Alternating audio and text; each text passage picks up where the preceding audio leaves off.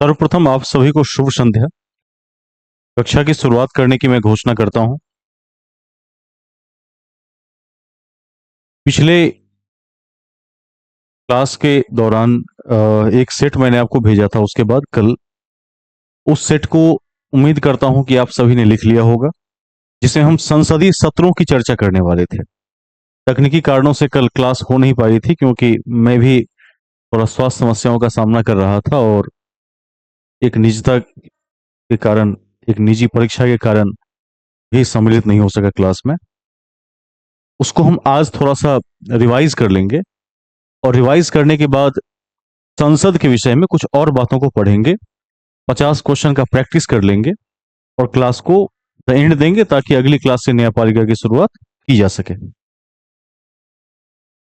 तब तक मेरी आवाज क्लियर है? एक बार देख लीजिए। चलिए, ठीक है।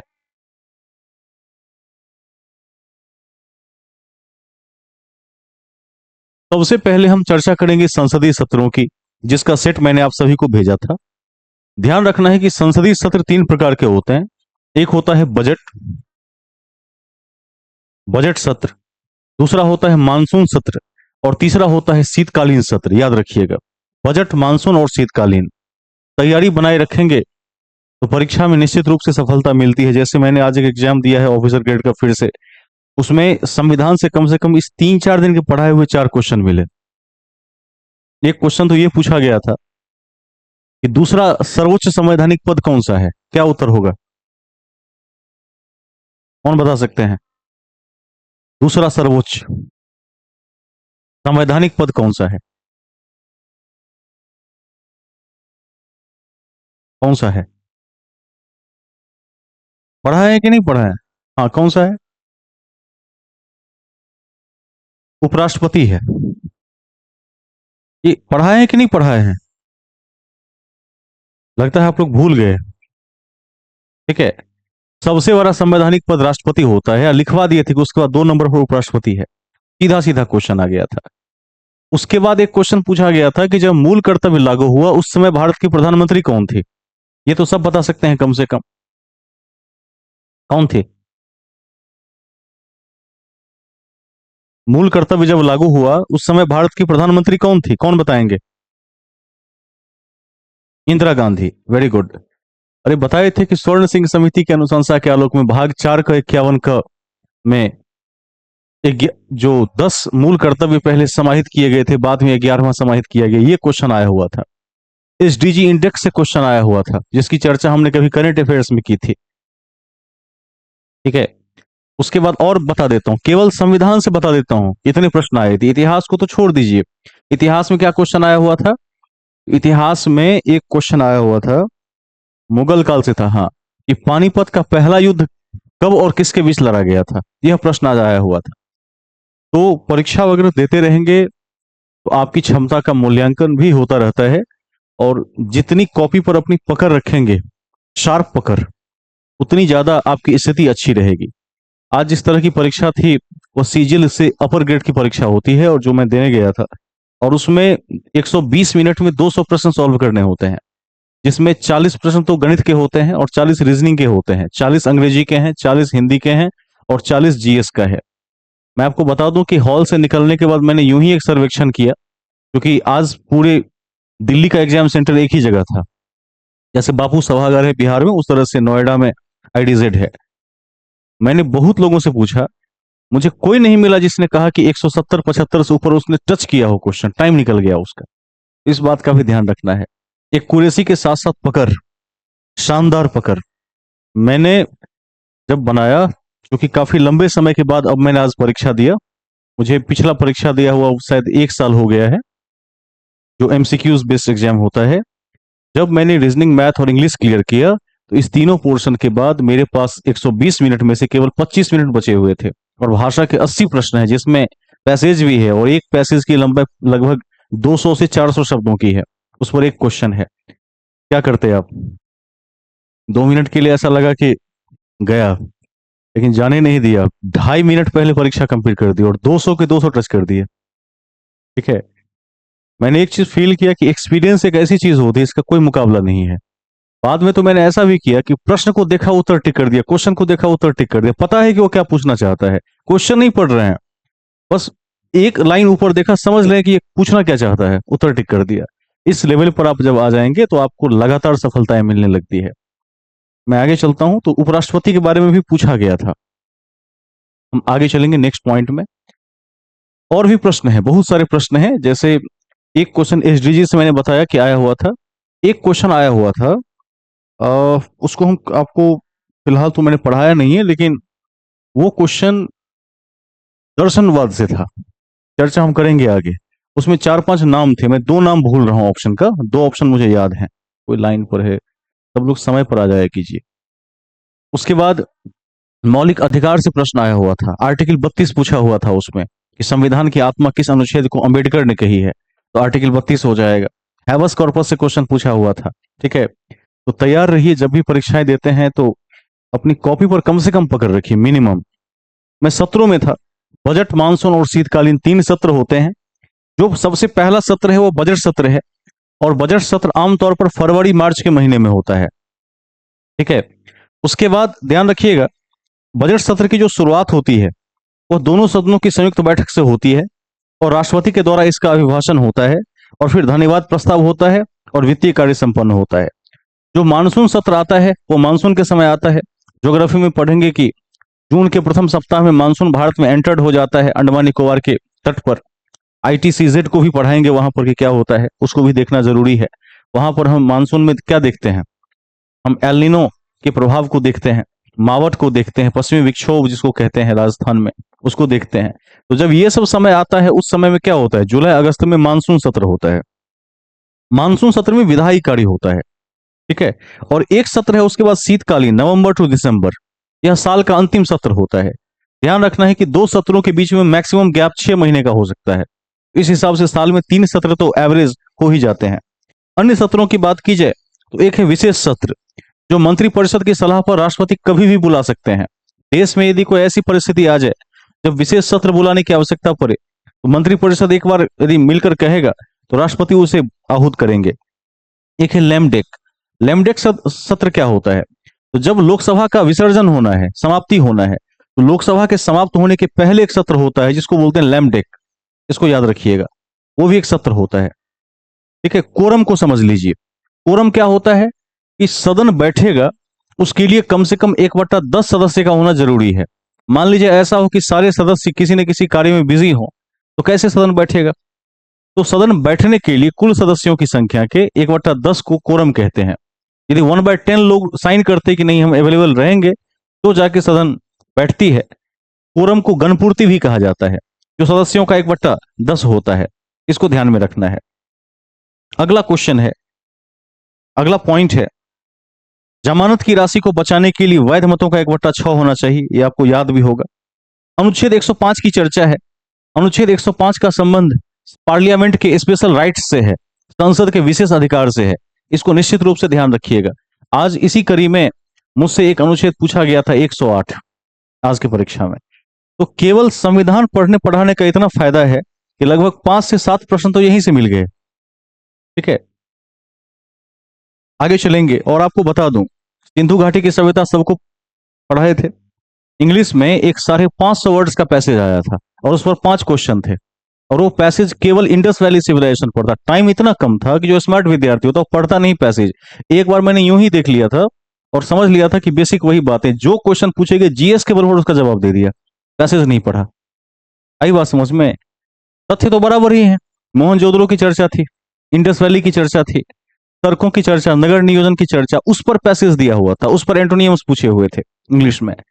तो स्मार्ट तरीका ये भी होता है कई बार कि जब आप परीक्षा में बैठे तो उपलब्ध परिस्थितियों का पूरा फायदा उठाइए। अब मान लीजिए कोई अशोक काल का एक पैसेज दे देता है, तो तथ्य नहीं बदलता है पैसेज में। यदि आपके पास बिल्कुल कम समय है तो वो एक अवसर है। अवसर की समानता किस में है? तो माइक थोड़ा पास लेके कोई बताएं, एनी बॉडी क्विकली। आर्टिकल 16 में क्या है इसमें लिखा हुआ?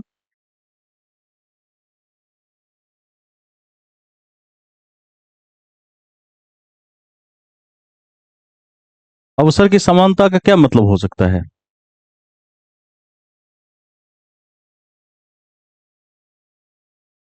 हर चीज में अवसर, जैसे सरकारी नौकरियों में, इलेक्शन लड़ने में, एडमिशन में, सब तरह तरह का अवसर। ठीक है, आगे चलेंगे।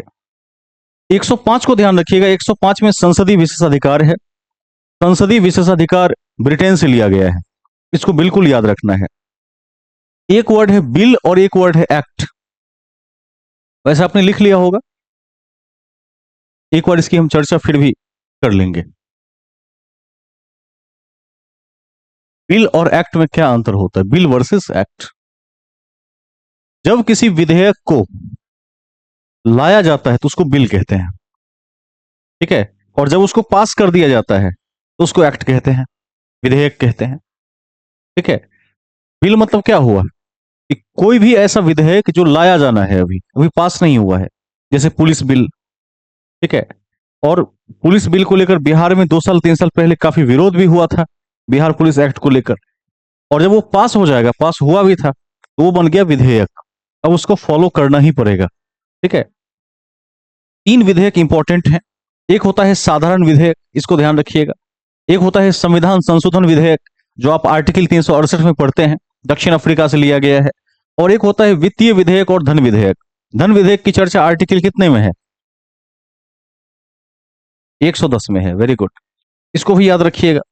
साधारण विधेयक की कोई परिभाषा नहीं है, और साधारण विधेयक को किसी भी सदन में ला सकते हैं, इसको याद रखना है। और इसका एक अपवाद है, नए राज्यों का गठन, ये इससे बाहर रहेगा। तब से आरंभ के कक्षाओं में पढ़ चुके थे कि 50% वोट प्लस एक ज्यादा से साधारण विधेयक को पारित किया जा सकता है। और गतिरोध की स्थिति में क्या होती है? संयुक्त बैठक बुलाई जाती है। जब संविधान संशोधन विधेयक की बात करेंगे तो आर्टिकल 368 की बात होगी, किसी भी सदन में प्रस्तुत किया जा सकता है, विशेष बहुमत चाहिए, गतिरोध पर कोई संयुक्त बैठक नहीं होगी, और सिद्धांत और व्यवहार में लोकसभा और राज्यसभा की संविधान संशोधन की स्थिति में समान शक्ति होती है, दोनों के पास बराबर पावर है। लेकिन याद रखना है कि धन विधेयक के क्षेत्र में लोकसभा के पास ज्यादा पावर है, राज्यसभा केवल उसको क्या कर सकती है? धन विधेयक को कितना दिन रोक सकती है? कितना दिन? 14। ठीक है, 14 दिन। आगे चलते हैं। अब वित्त विधेयक और धन विधेयक को समझिए। धन विधेयक के संदर्भ में लोकसभा की शक्ति अत्यंत ज्यादा है, लेकिन वित्त विधेयक के संदर्भ में ऐसा नहीं है। आर्टिकल 110 में धन विधेयक है और वित्त विधेयक की तुलना में ज्यादा महत्वपूर्ण है। वित्त विधेयक में आय और व्यय इत्यादि की व्यापक चर्चा की जाती है, और राष्ट्रपति की सिफारिश इसमें आवश्यक होती है, और साधारण बहुमत से पारित किया जाता है। संयुक्त बैठक का प्रावधान आर्टिकल 108 में है, इसको हर हाल में याद रखना है। राष्ट्रपति आहूत कर सकता है बैठक को। इतनी बातों को यदि आपने लिख लिया है और समझ लिया है, तो मैं मान के चलता हूं कि कल की कक्षा का सार तत्व आपने समझ लिया। अब आज की क्लास को आगे बढ़ाएंगे। फिर से हेडिंग में लिखिए संसद या विधायिका। कुछ और पार्ट्स जो बचे हुए हैं उसको देखेंगे। संसद या विधायिका, संसद या विधायिका। राष्ट्रपति को हम ऑलरेडी पढ़ चुके हैं। इसका एक पार्ट है लोकसभा, और याद रखना है कि इसका एक अध्यक्ष भी होता है, स्पीकर, और इसका एक उपाध्यक्ष भी होता है। लिखते चलना है इसको। और एक पार्ट है इसका राज्यसभा, इसका एक सभापति होता है। राज्यसभा के सभापति कौन होते हैं? उपराष्ट्रपति। ठीक है।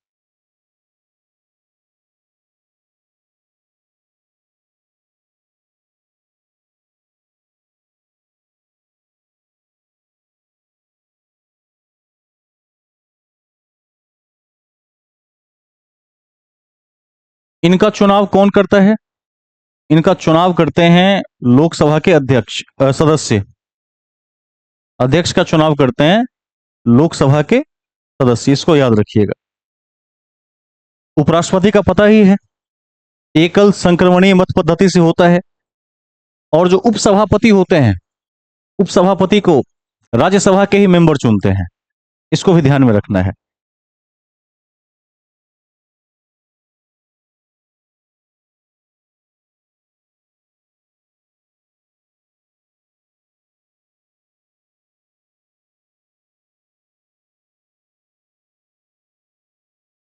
ठीक है।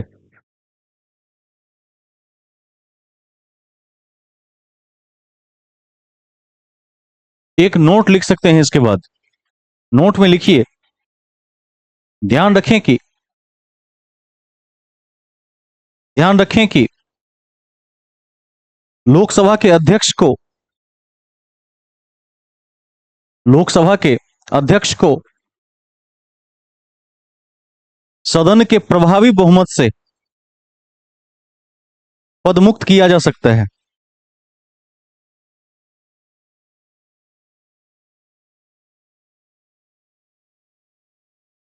ठीक है।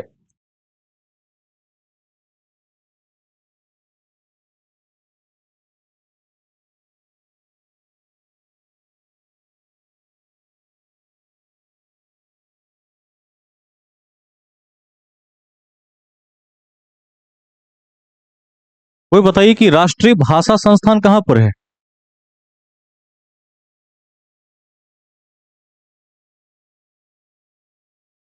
कोई भी। मैसूर में है। राष्ट्रीय भाषा संस्थान मैसूर में है। कॉपी के शीर्ष पर लिख लीजिए, सबसे ऊपर लिखिए राष्ट्रीय भाषा संस्थान मैसूर में है।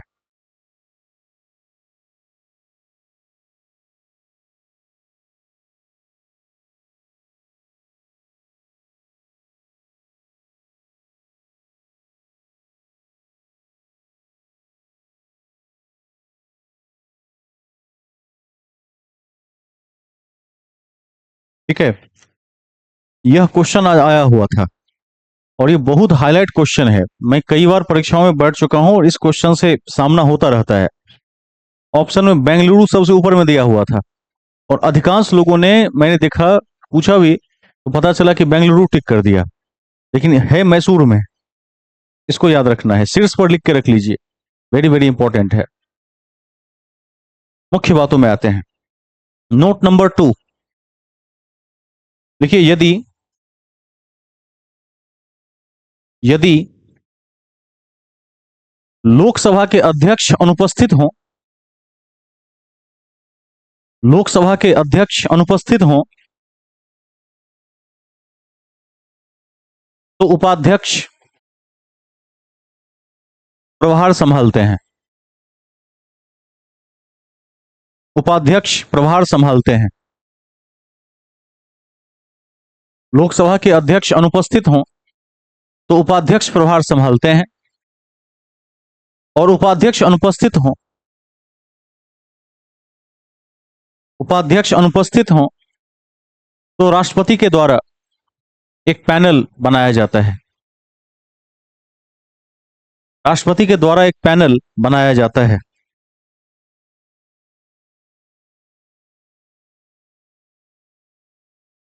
बनाया जाता है। ठीक है। कोई बताइए कि नीडी कहां पर है? NEERI, needy. नागपुर में है। क्या फुल फॉर्म है नीडी का?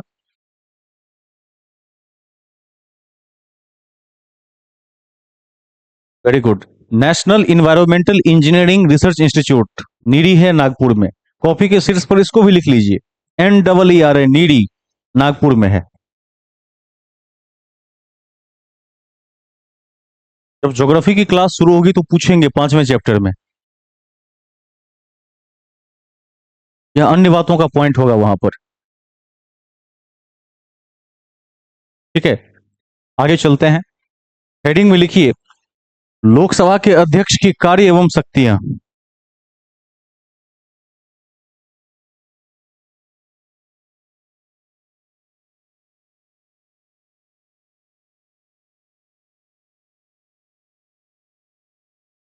लोकसभा के अध्यक्ष की कार्य एवं शक्तियां।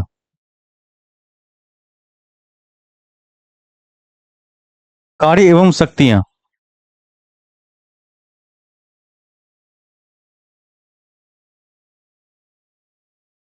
इसमें लिखिए फर्स्ट पॉइंट, सदन की व्यवस्था सदन की व्यवस्था और अनुशासन को बनाए रखना।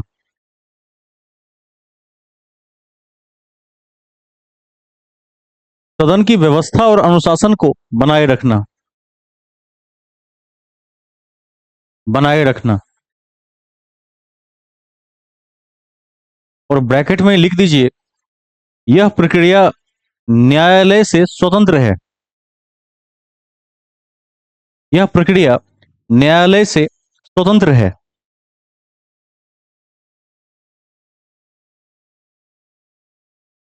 स्वतंत्र है मतलब क्या है इसका, कि सदन में जो वाद विवाद होता है उसके दौरान यदि कोई अपशब्द भी निकल जाए किसी के मुख से, तो वहीं पर उसका हिसाब बराबर कर लिया जाता है, फटकार कर, पेनल्टी लगाकर, जो भी तरीके हैं उसके।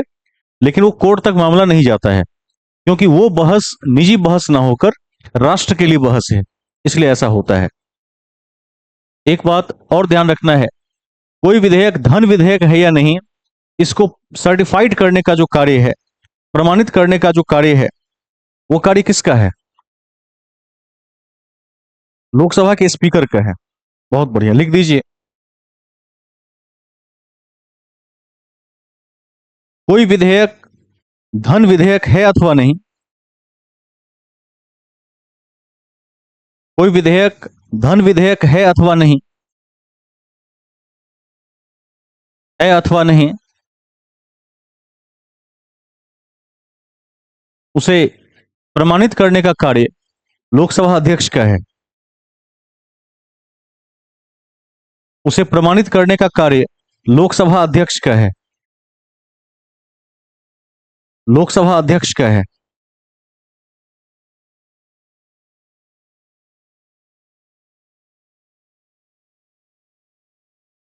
लोकसभा अध्यक्ष का है। आगे चलते हैं। देखिए, अध्यक्ष संयुक्त बैठक की अध्यक्षता करता है। लोकसभा अध्यक्ष संयुक्त बैठक की अध्यक्षता करता है।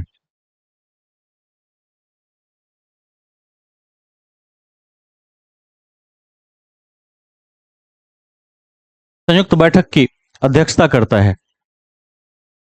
ठीक है। नेक्स्ट पॉइंट, अध्यक्ष बैठक का स्थगन भी कर सकता है। स्थगन यानी विराम भी दे सकता है, रोक भी सकता है। अध्यक्ष बैठक का स्थगन कर सकता है, लेकिन लेकिन लोकसभा को भंग करने का अधिकार राष्ट्रपति के पास है।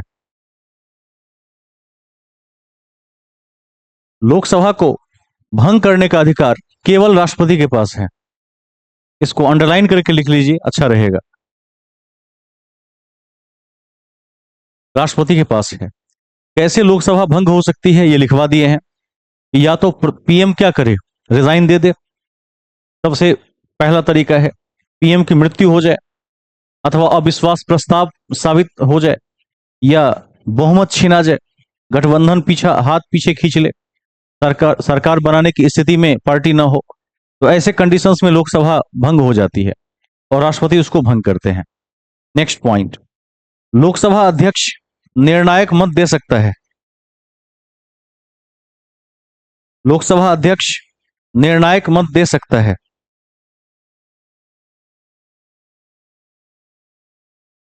दे सकता है।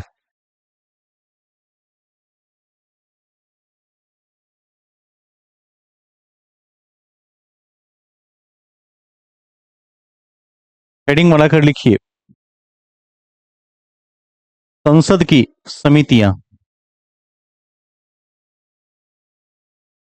संसद की समितियां।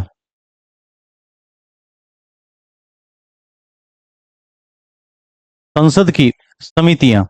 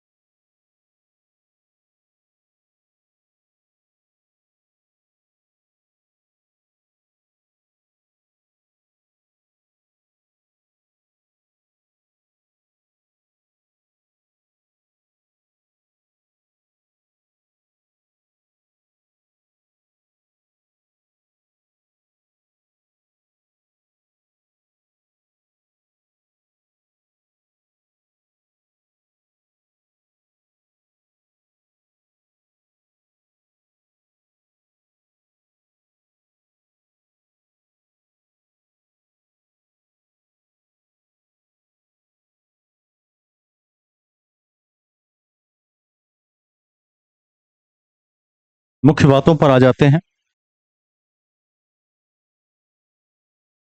3 समितियों के बारे में चर्चा कर रहे थे। पहला लिखिए सबसे नंबर 1, लोक लेखा समिति, और 5 बार टिक लगाइए उसमें।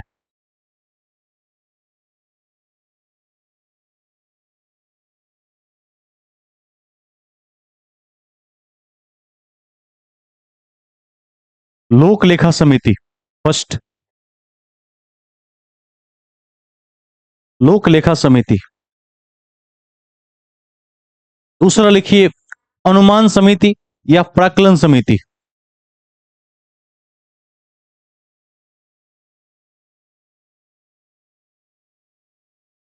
अनुमान समिति या प्राक्कलन समिति।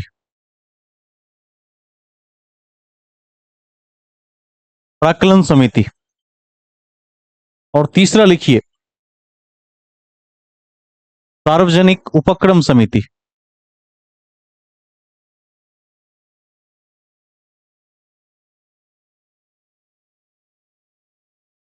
सार्वजनिक उपक्रम समिति।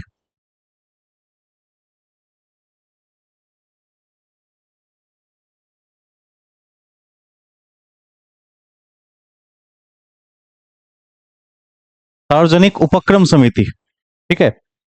पब्लिक सेक्टर कमेटी भी कहते हैं इसको। सबसे पहले लोक लेखा समिति को समझ लेते हैं। लोक लेखा समिति के बारे में यदा कदा परीक्षाओं में पूछा ही जाता है, इसीलिए मैंने यहां टिक करवा दिया है। इसमें राज्यसभा से 7 सदस्य होते हैं और लोकसभा से 15 मेंबर शामिल होते हैं, यानी कुल 22 मेंबर इसमें होते हैं। और ध्यान रखिएगा, इसका जो मुख्य काम है वह आवंटन प्राधिकार के अनुसार खर्च किया गया है या नहीं, इसकी जांच करना है। तो इसमें सबसे पहला पॉइंट आप लिख सकते हैं, इसमें लोकसभा और राज्यसभा दोनों के सदस्य होते हैं।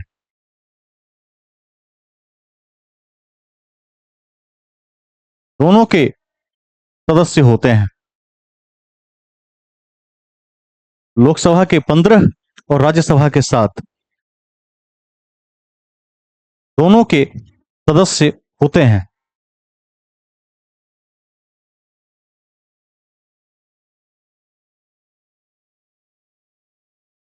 संख्या जरूर लिख देंगे और संख्या को याद रख लेंगे। अभी एक टेस्ट सीरीज देखेंगे फिलहाल, उसमें हो सकता है ऐसा कोई क्वेश्चन आ जाए। देखिए, इसका मुख्य काम आवंटन देने वाले, इसका मुख्य काम आवंटन देने वाले, आवंटन देने वाले प्राधिकार के अनुसार, आवंटन देने वाले प्राधिकार के अनुसार खर्च किया गया है अथवा नहीं, खर्च किया गया है अथवा नहीं, उसकी जांच करना है। उसकी जांच करना है। दोबारा सुन लीजिए, इसका मुख्य काम आवंटन देने वाले प्राधिकार के अनुसार, आवंटन देने वाले प्राधिकार के अनुसार खर्च किया गया है या नहीं, उसकी जांच करना है। अब देखिए लोकतंत्र की खूबसूरती क्या है, क्योंकि लोक लेखा समिति के पास व्यापक अधिकार हैं खर्चों को लेकर। इसका अर्थ यह है कि जितना आवंटन है उसके अनुसार सही खर्च हुआ या नहीं, इसकी जांच करना। यदि सत्ता पक्ष को इसका अध्यक्ष चुन लिया जाए, इसका अध्यक्ष को ऐसा व्यक्ति हो जाए जो सत्ता पक्ष से है, तो क्या होगा? जैसा मन होगा वैसा संपत्ति का दुरुपयोग कर सकता है। सरकार भी उसी की होगी, खर्च भी उसी का होगा, तो क्या करेगा? बनाएगा सड़क घटिया मटेरियल से और ब्यौरा दे देगा ओरिजिनल का। किसी विकास फंड में खर्च होगा 1 करोड़, ब्यौरा दे देगा 2 करोड़ का। तो इसलिए विपक्ष के जो नेता होते हैं, अब विपक्ष के नेता को भी हम आगे समझेंगे कि विपक्ष का नेता होता कौन है। तो विपक्ष से ही इसका सदस्य चुना जाता है। अब विपक्ष क्या करेगा? सत्ता पक्ष का हर समय आलोचना करेगा, हर बिंदु पर उसकी गलती को पकड़ने की कोशिश करेगा। तो इसीलिए संविधान में यह प्रावधान किया गया कि इस स्थिति को संतुलित बनाने के लिए और करप्शन को यहां पर रोकने के लिए विपक्ष के किसी पार्टी के सदस्य को, जो विपक्ष का नेता है, वो तय करेगा कि कौन बनेगा, विपक्ष के एक मेंबर को उठाकर इसका अध्यक्ष बना दिया जाता है। इस पॉइंट को जरूर लिख दीजिए। लिखिए, इसके अध्यक्ष का चुनाव 1 वर्ष के लिए होता है। इसके अध्यक्ष का चुनाव 1 वर्ष के लिए होता है, जो विपक्ष के नेता को ही बनाया जाता है।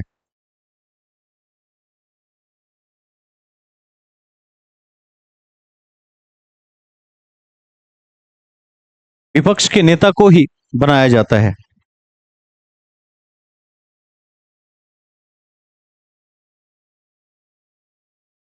ठीक है। लोक लेखा समिति के वर्तमान अध्यक्ष केसी वेणुगोपाल हैं।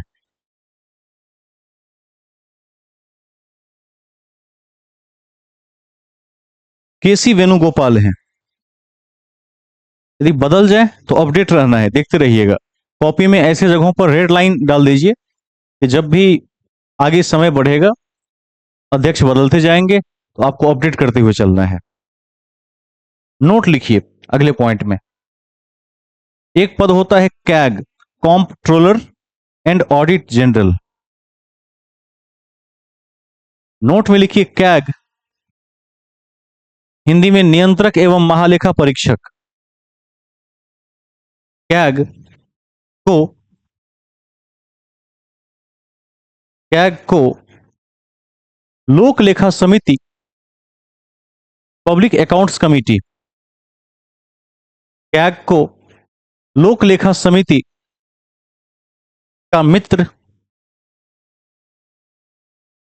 दार्शनिक और मार्गदर्शक, मित्र, दार्शनिक और मार्गदर्शक के रूप में जाना जाता है। जाना जाता है।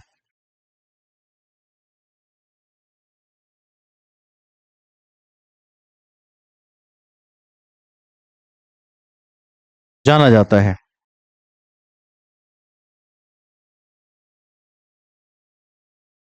अगला हेडिंग बनाइए, अनुमान समिति या प्राक्कलन समिति। नंबर 2, अनुमान समिति या प्राक्कलन समिति।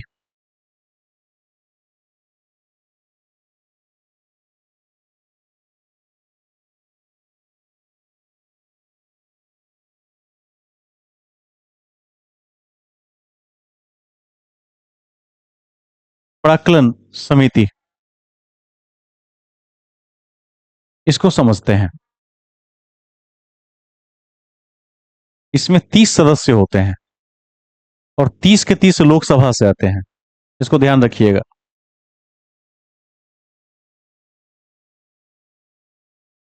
इसे लघु लोकसभा भी कहा जाता है, छोटा सा लोकसभा। ठीक है। प्राक्कलन,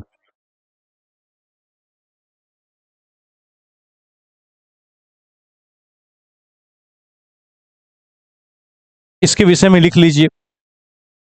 इसे मितव्ययिता, मितव्ययिता का मतलब कम खर्च,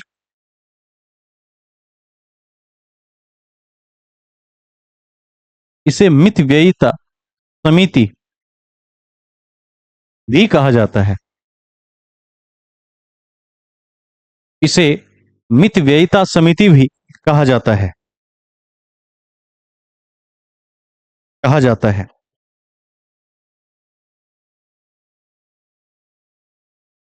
मतलब खर्च में कहां कहां कटौती करना है। ध्यान रखिएगा, ये एक ऐसी समिति है जो लगभग सभी वित्तीय मामलों को शीर्ष स्तर से देखती है। अब इसका उदाहरण मैं आपको देता हूं, ये कैसे काम करती है। यदि आप में से कोई व्यक्ति सरकारी सेवा में जाता है, खास करके केंद्रीय सेवा में, क्योंकि राज्य सेवा में उतनी फैसिलिटी, स्टेट गवर्नमेंट के सर्विस में उतनी फैसिलिटी नहीं है। क्या क्या नहीं है? जैसे हम बिहार के संदर्भ में बात करेंगे तो आपको मेडिकल की कोई सुविधा नहीं मिलेगी। क्या मिलेगा बदले में? 1,000 रुपया मासिक। आजकल 1,000 रुपया मासिक में क्या हो सकता है? एक अच्छे डॉक्टर का फी भी इससे ज्यादा हो सकता है। खास करके यदि डॉक्टर अच्छे संस्थान का हो तो 1,000 में तो दिखेगा भी नहीं, उसकी कंसल्टेंसी फी भी उससे ज्यादा होगी। तो वहां वो फैसिलिटी नहीं है। केंद्र सरकार में क्या मिलता है? केंद्र सरकार में सीजीएचएस कार्ड मिलता है। पहले वो भी नहीं था, 2005 के पहले। उससे पहले और अच्छी सुविधा थी। यदि आप केंद्रीय कर्मचारी हैं तो एक कार्ड मिलता था, किसी भी अस्पताल में लेके जाइए, चाहे प्राइवेट हो या गवर्नमेंट हो, जितना इलाज करवाना हो करवा लीजिए, उसका कोई पैसा नहीं लगेगा। तो भारत में लोग क्या हैं? अव्वल दर्जे के लोग हैं। तो सरकारी कर्मचारी अस्पताल में ही पड़े होते थे। जब भी देखने जाइए अस्पताल में बैठे हुए हैं, क्या हो रहा है? तो आज गिर गए थे, उसमें चोट लग गया था, आज कार्यालय नहीं जाएंगे, एचपीएल लीव ले लिया। सरकार तंग आ गई है, ऊपर से इतना बजट आ रहा था। तो प्राक्कलन समिति ने फिर कहा होगा कि इसमें संशोधन करना है। तो अब क्या किया जाता है? एक कार्ड दिया जाता है, तो सीजीएचएस कार्ड कहते हैं। उसमें नियम यह है कि आपने जो इलाज करवाया, तो जितना शुल्क आपको लगा उसका बिल मिलता है। उस बिल की कॉपी को फॉर्म भरकर अपने डीडीओ कार्यालय को जमा कर दीजिए। और जैसे ही अपने डीडीओ कार्यालय को जमा कर देंगे, तो वो क्या करेगा? पीओए कार्यालय को भेज देगा। हर लेवल में, चाहे कोई भी अधिकारी हो, कोई भी कर्मचारी हो, नियम यही है। अब प्रिंसिपल अकाउंट्स ऑफिस क्या करेगा? आपसे थोड़ा बहुत वेरिफिकेशन करेगा और पास कर देगा। उसको पास कर देगा, अगले ही दिन शाम में 6 बजे आपके अकाउंट में पैसा वापस आ जाएगा। आपने 1 लाख का इलाज करवाया था तो 1 लाख वापस आ जाएगा, एक सप्ताह में आ जाता है। ठीक है। तो ये अब नई सुविधा है। पहले क्या था? कार्ड लेकर जाइए और फ्री में इलाज करवा लीजिए, कुछ नहीं देना है। दुरुपयोग होने लगा। तो मित व्ययिता शब्द का मतलब ही है कि खर्च को कैसे कम से कम कर सकें।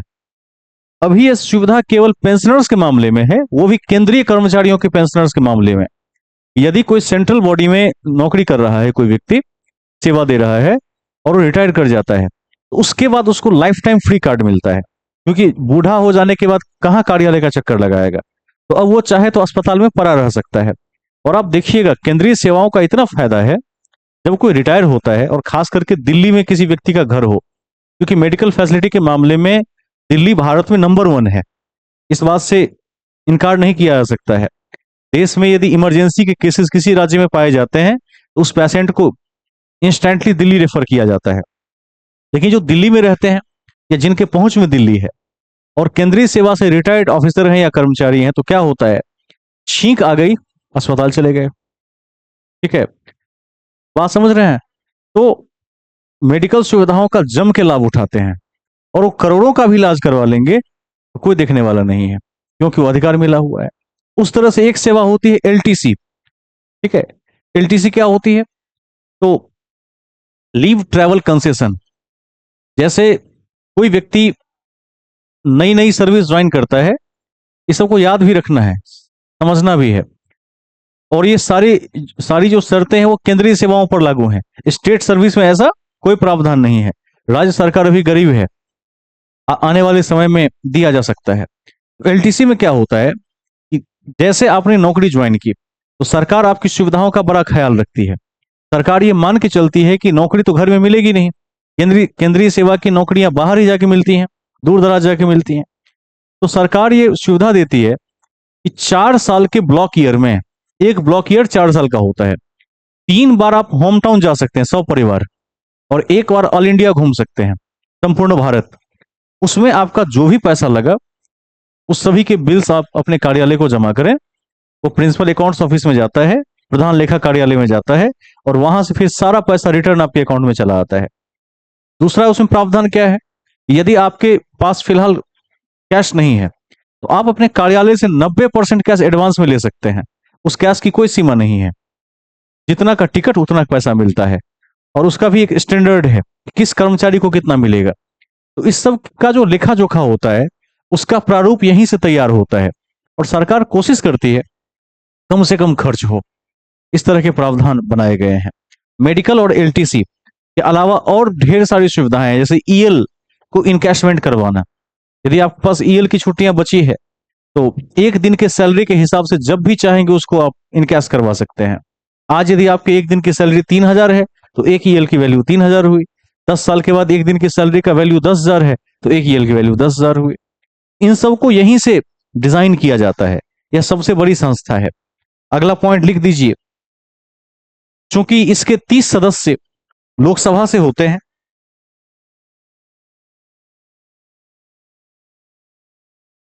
क्योंकि इसके 30 सदस्य लोकसभा से होते हैं, लोकसभा से होते हैं, इसीलिए इसे लघु लोकसभा समिति भी कहा जाता है। इसलिए इसे लघु लोकसभा समिति भी कहा जाता है।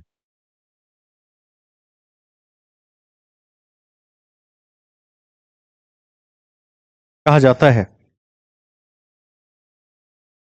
वर्तमान में संजय जायसवाल, वर्तमान में संजय जायसवाल प्राक्कलन समिति के अध्यक्ष हैं।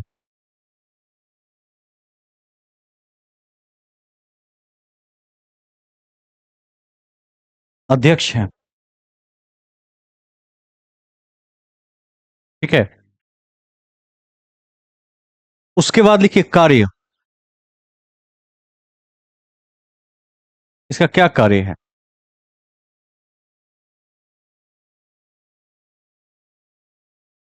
कार्य कुशलता के साथ मितव्ययिता।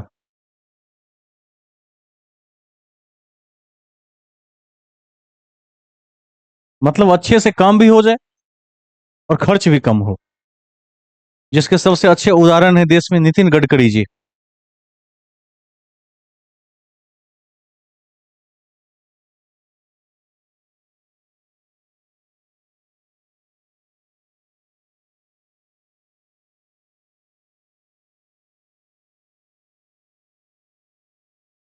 ठीक है। तीसरा हेडिंग बनाकर लिखिए, सार्वजनिक उपक्रम समिति, पब्लिक सेक्टर कमिटी, सार्वजनिक उपक्रम समिति,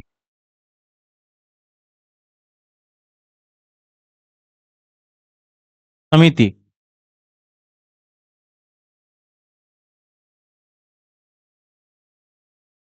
इसमें लिखेंगे,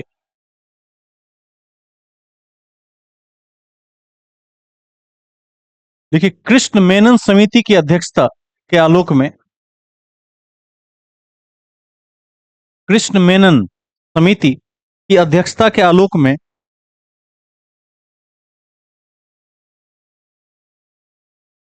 अध्यक्षता के आलोक में सार्वजनिक उपक्रम समिति की नींव रखी गई। सार्वजनिक उपक्रम समिति की नींव रखी गई।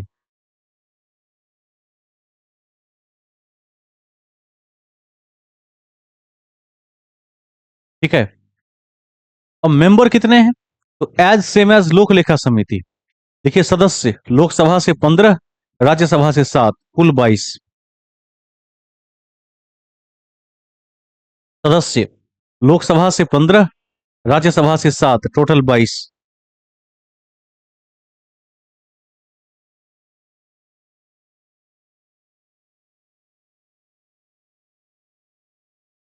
इसका मूल कार्य पब्लिक सेक्टर यानी लोक उपक्रम की जांच से है। इसका मूल कार्य पब्लिक सेक्टर की जांच से है।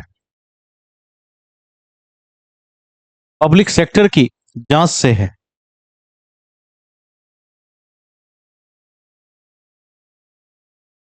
जांच से है।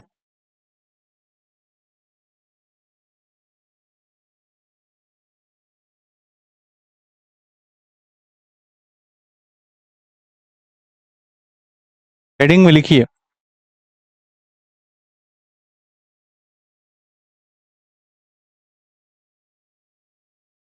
संसद में लाए गए विभिन्न प्रस्ताव। संसद में लाए गए विभिन्न प्रस्ताव। विभिन्न प्रस्ताव जिसमें सबसे ज्यादा जो क्वेश्चन पूछा जाता है वो है अविश्वास प्रस्ताव।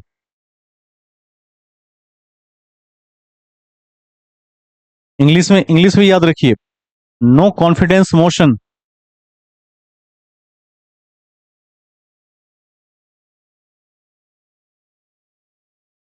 नो कॉन्फिडेंस मोशन, अविश्वास प्रस्ताव, अविश्वास प्रस्ताव। नाम से ही स्पष्ट है कि विश्वास नहीं है।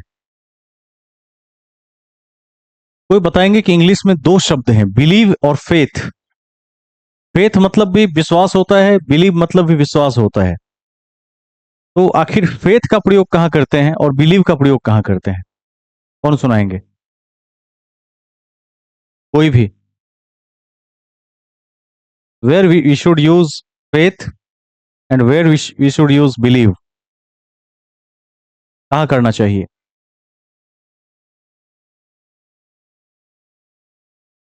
किसी का उत्तर नहीं है। सुना है कि नहीं शब्द कि मुझे आप में बहुत फेथ है, मुझे आप में बहुत बिलीव है। ध्यान रखना है, जिस चीज को हम देखकर विश्वास करते हैं उसको फेथ कहते हैं, और जो चीज दिखाई नहीं पड़ती है उसमें विश्वास करते हैं तो बिलीव कहलाता है। जैसे आई बिलीव इन गॉड, मैं भगवान में विश्वास करता हूं। When we write a letter to anyone, in the last of the letter we always write yours faithfully, yours faithfully Sanjeev, yours faithfully mister Mohan. इस तरह से जब किसी पत्र को हम लिखते हैं तो सबसे लास्ट में क्या रहता है? आपका विश्वास भाजन, योर्स फेथफुली, और अपना नाम लिखते हैं। तो जिस व्यक्ति को आप पत्र लिखते हैं हम उस व्यक्ति को जानते हैं, देख सकते हैं, देखे हुए हैं। ईश्वर को नहीं देखते हैं तो क्या लिखते हैं? I believe in God. Somebody believes in ghost, कुछ लोग भूत प्रेत में विश्वास करते हैं। ठीक है, तो भूत प्रेत में क्या होता है? नहीं दिखता है। जिसको दिख जाता है फिर वो व्यक्ति दुनिया में नहीं दिखता है, इसको भी याद रखना है। ठीक है, तो आगे चलेंगे। अविश्वास का मतलब ही है कि सरकार से भरोसा टूट गया है। इसमें लिखिए, यह प्रस्ताव लोकसभा में लाया जाता है, यह प्रस्ताव लोकसभा में लाया जाता है।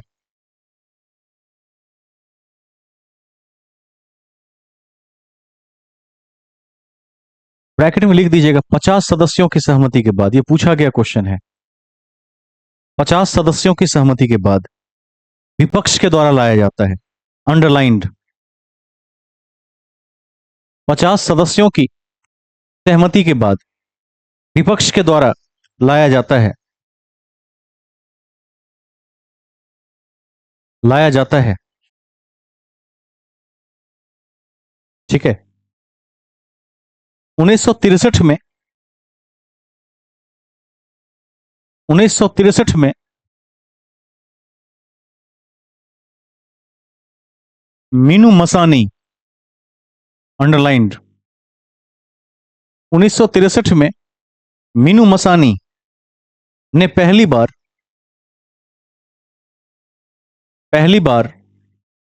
सरकार के विरुद्ध, सरकार के विरुद्ध अविश्वास प्रस्ताव लाया था। सरकार के विरुद्ध लाया था। मीनू मसानी का नाम बहुत इंपॉर्टेंट है, इसको याद रखना है। नेक्स्ट में लिखिए, साधारण बहुमत के द्वारा पारित किया जा सकता है, साधारण बहुमत के द्वारा पारित किया जा सकता है, पारित किया जा सकता है। पारित होते ही सरकार को इस्तीफा देना पड़ता है, पारित होते ही सरकार को इस्तीफा देना पड़ता है।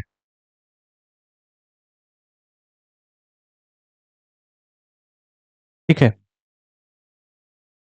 अभी हम विपक्ष के नेता की चर्चा कर रहे थे। कभी आप जब सदन के बैठक को देखेंगे, केंद्र का नहीं देखें, अपने राज्य का ही देख लीजिए। जब विजय कुमार सिन्हा नेता, ये विजय कुमार सिन्हा जब अध्यक्ष हुआ करते थे बिहार विधानसभा के, मैं उस समय की बात करता हूं, उनके मुंह से अक्सर एक शब्द निकलता था, आज भी यूट्यूब पर अवेलेबल है, उसके रिकॉर्डिंग को देख सकते हैं। नेता प्रतिपक्ष, आप जवाब देंगे। तो बार बार वह नेता प्रतिपक्ष के रूप में संबोधन करते थे। और जो भी विधान मंडल के अध्यक्ष होते हैं वह नेता प्रतिपक्ष को जरूर संबोधित करते हैं। दो शब्द उनके मुंह में होता है, एक होता है सदन के नेता और दूसरा होता है नेता प्रतिपक्ष। दोनों को समझ लीजिए। केंद्रीय स्तर पर आमतौर पर सदन का नेता मतलब प्रधानमंत्री। अब विपक्ष का नेता मतलब जो विपक्ष की सबसे बड़ी पार्टी है, यानी जब इलेक्शन हुआ था तो जो नंबर 2 की सबसे बड़ी पार्टी है और विपक्ष में है, उसका सबसे बड़ा नेता। और उसके लिए एक योग्यता और भी है कि कुल सीटों का 1/10 उसके पास होना चाहिए, तो फिर वो विपक्ष का नेता कहला सकता है। बिहार में फिलहाल विपक्ष कौन है, किसके पास है? आरजेडी के पास है, इसको याद रखिएगा। ठीक है। और भारत में विपक्ष किसके पास है? इसके पास है, राहुल गांधी के पास है अभी। ठीक है, इसको भी याद रखिएगा। लिख दीजिए नोट में, विपक्ष के नेता को दर्जा तभी मिलता है, विपक्ष के नेता को दर्जा तभी मिलता है, विपक्ष के नेता को दर्जा तभी मिलता है जब वह सबसे बड़े विपक्षी दल का नेता हो, जब वह सबसे बड़े विपक्षी दल का नेता हो और उसके पास सदन का 1/10 सीट कम से कम हो, उसके पास सदन का 1/10 सीट कम से कम हो।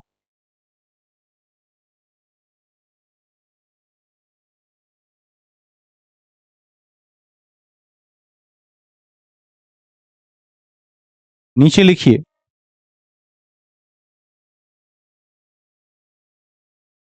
लोकसभा के सबसे पहले विपक्ष के नेता राम सुभग सिंह थे। लोकसभा के सबसे पहले विपक्ष के नेता राम सुभग सिंह थे, जबकि राज्यसभा के पहले विपक्ष के नेता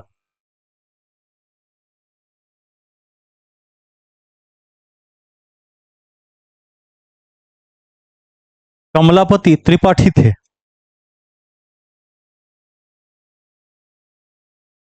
राज्यसभा के सबसे पहले विपक्ष के नेता कमलापति त्रिपाठी थे।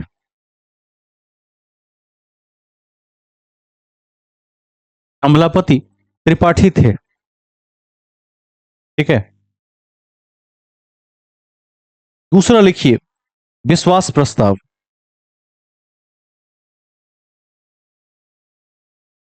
Confidence in motion.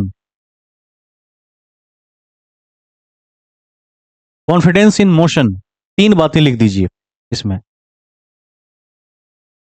विश्वास प्रस्ताव, देखिए विश्वास प्रस्ताव सरकार के द्वारा लाया जाता है और अविश्वास प्रस्ताव विपक्ष लाती है। इसको हर हाल में याद रखना है।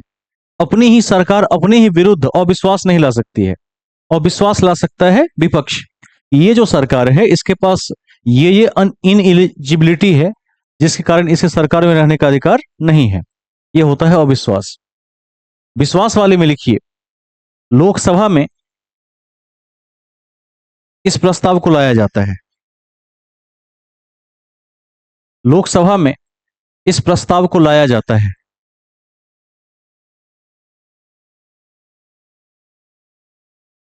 ठीक है।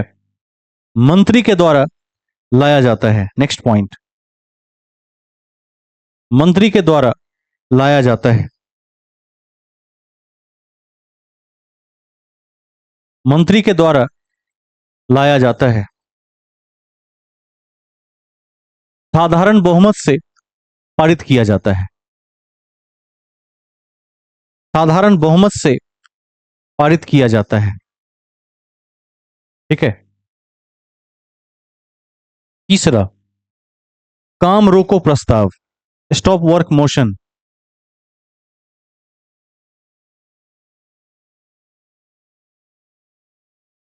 काम रोको प्रस्ताव, स्टॉप वर्क मोशन।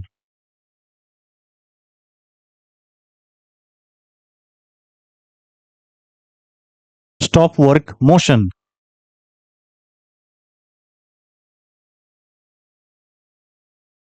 इसमें लिखिए, देश की गंभीर समस्या पर, देश की गंभीर समस्या पर यह प्रस्ताव केवल केवल लोकसभा में केवल लोकसभा में एक सदस्य के द्वारा लाया जा सकता है। लोकसभा में एक सदस्य के द्वारा लाया जा सकता है।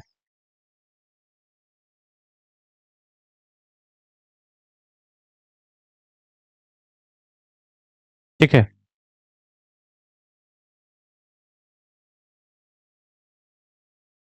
देखिए, साधारण बहुमत से पारित किया जा सकता है।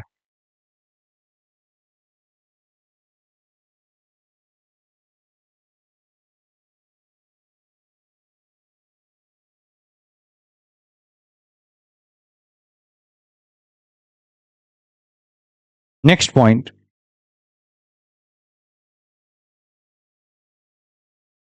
देखिए, बिहार विधानसभा के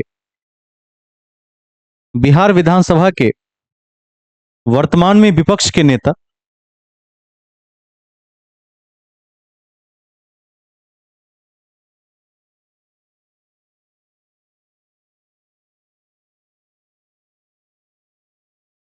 बिहार विधानसभा के वर्तमान में विपक्ष के नेता तेजस्वी यादव हैं, जबकि सबसे पहले सुशील कुमार वागे थे। सबसे पहले सुशील कुमार वागे थे।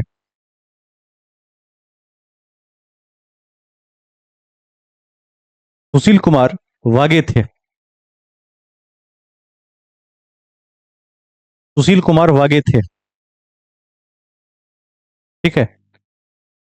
नेक्स्ट लिखिए, निंदा प्रस्ताव, proposal for non cooperation.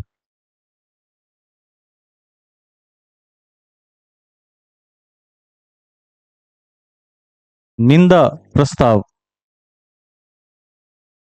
Proposal for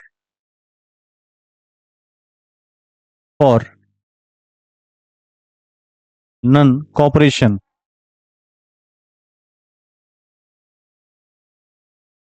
proposal for non cooperation, निंदा प्रस्ताव।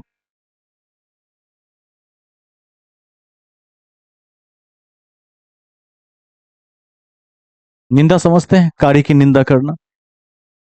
देखिए, लोकसभा में लाया जा सकता है। लोकसभा में लाया जा सकता है।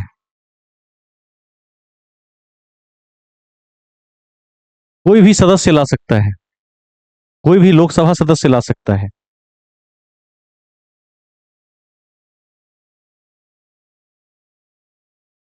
साधारण बहुमत से पारित होता है। साधारण बहुमत से पारित होता है। साधारण बहुमत से पारित होता है। इसमें होता क्या है, तो या तो किसी एक मंत्री के कार्य की निंदा की जानी है तो किया जाता है। जैसे किसी मंत्री ने हाल ही में कोई परियोजना को पूरा किया है और विपक्ष को लगता है यह परियोजना ग्राउंड लेवल पर खड़ी नहीं उतरी, जितना बजट था उसका इस्तेमाल नहीं किया गया, या अमुक अमुक कमी है, तो फिर धज्जियां उड़ा दी जाती है उस मंत्री की। और वो मंत्री सुनता है वहां पर, उसकी लाइव रिकॉर्डिंग होती है और उसको उसका प्रसारण भी किया जाता है कि जनता भी देखती है। तो यह सब लोकतंत्र में संतुलन बनाने के लिए किया जाता है। और ध्यान रखिएगा, जैसे भी बिहार में एक पुल गिर गया था, तो नेता प्रतिपक्ष ने क्या किया था, सत्ता पक्ष को उधेर कर रख दिया था उस पर। कहा था कि आपके जो पीडब्ल्यूडी मंत्री हैं वो कोई काम नहीं करते हैं। अभी अभी आपने एक पुल बनाया था, उद्घाटन भी नहीं किया था और गिर गया, ऐसा कैसे हो सकता है। तो किसी एक मंत्री के कार्य की आलोचना भी हो सकती है। अभी हम चूंकि केंद्र में हैं तो केंद्र के बारे में पढ़ रहे हैं, जब राज्य में जाएंगे तो राज्य पर भी सेम लागू होता है। और यदि कोई मंत्री परिषद मिलके कोई भी कार्य करता है और वो कार्य निंदनीय है तो उसकी भी निंदा की जाएगी। तो इसमें लिख दीजिए, इसके माध्यम से किसी एक मंत्री इसके माध्यम से किसी एक मंत्री अथवा संपूर्ण मंत्री परिषद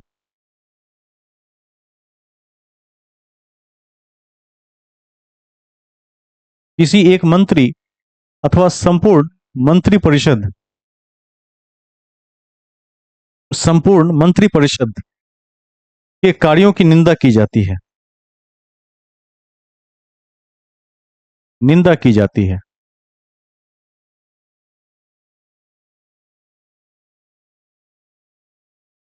नेक्स्ट, ध्यान आकर्षण प्रस्ताव, अटेंशन ऑफर्स।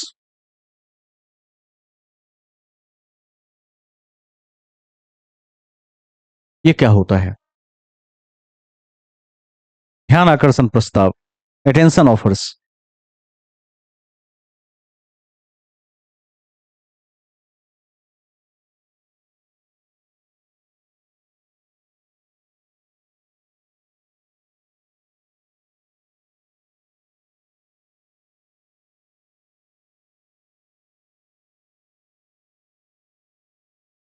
इसको समझिए। जैसे कभी ऐसा लगता है किसी सदस्य को लोकसभा में कि किसी बिंदु पर विशेष ध्यान आकृष्ट करने की आवश्यकता है और वो बिंदु किसी भी प्रश्न के माध्यम से सदन में अभी तक नहीं उठाया जा सका। तो ऐसे मामलों में क्या होता है, ध्यान आकर्षण प्रस्ताव लाया जाता है। ठीक है, इसमें वही तीन चार बातें कॉमन है। पहला तो लिखिए, यह भारत की देन है। फर्स्ट पॉइंट, यह भारत की देन है जिसे 1954 में लाया गया था।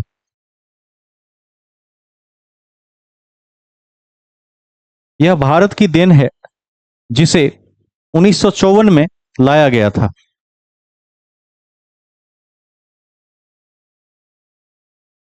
इसे दोनों सदनों में लाया जा सकता है। इसे दोनों सदनों में लाया जा सकता है। साधारण बहुमत से पारित होता है।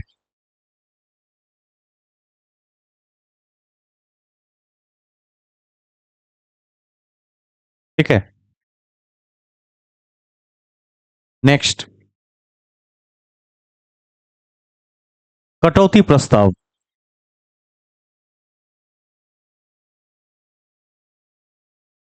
कटौती प्रस्ताव, कट मोशन।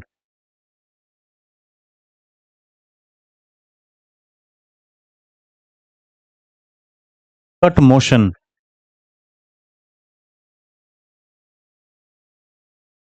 इसे केवल लोकसभा में साधारण बहुमत से पारित किया जा सकता है। इसे केवल लोकसभा में साधारण बहुमत से पारित किया जा सकता है।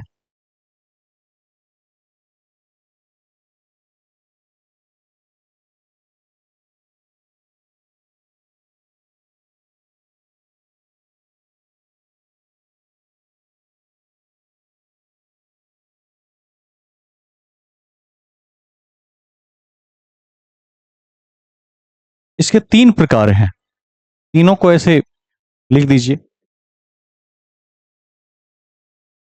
पॉलिसी कट, इकोनॉमिक कट और टोकन कट।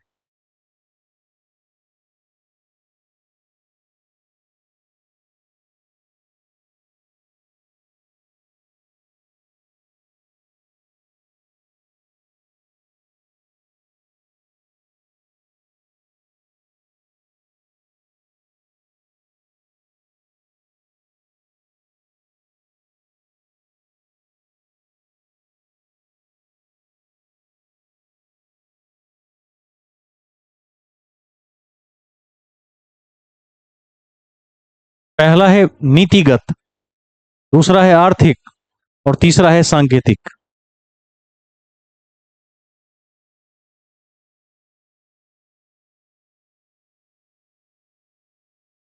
नीतिगत, आर्थिक और सांकेतिक, तीन प्रकार की कटौतियां होती है।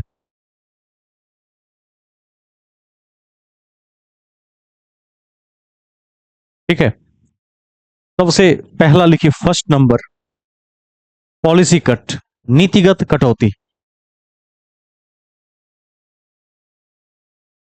नीतिगत कटौती,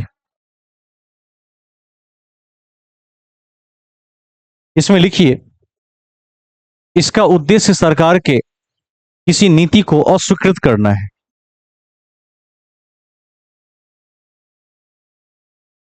इसका अर्थ, उद्देश्य सरकार के किसी नीति को अस्वीकृत करना है।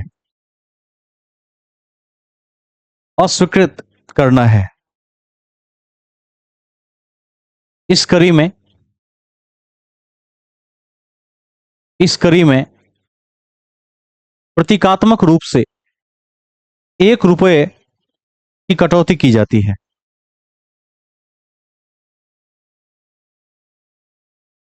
1 रुपये की कटौती की जाती है, इसको याद रखना है।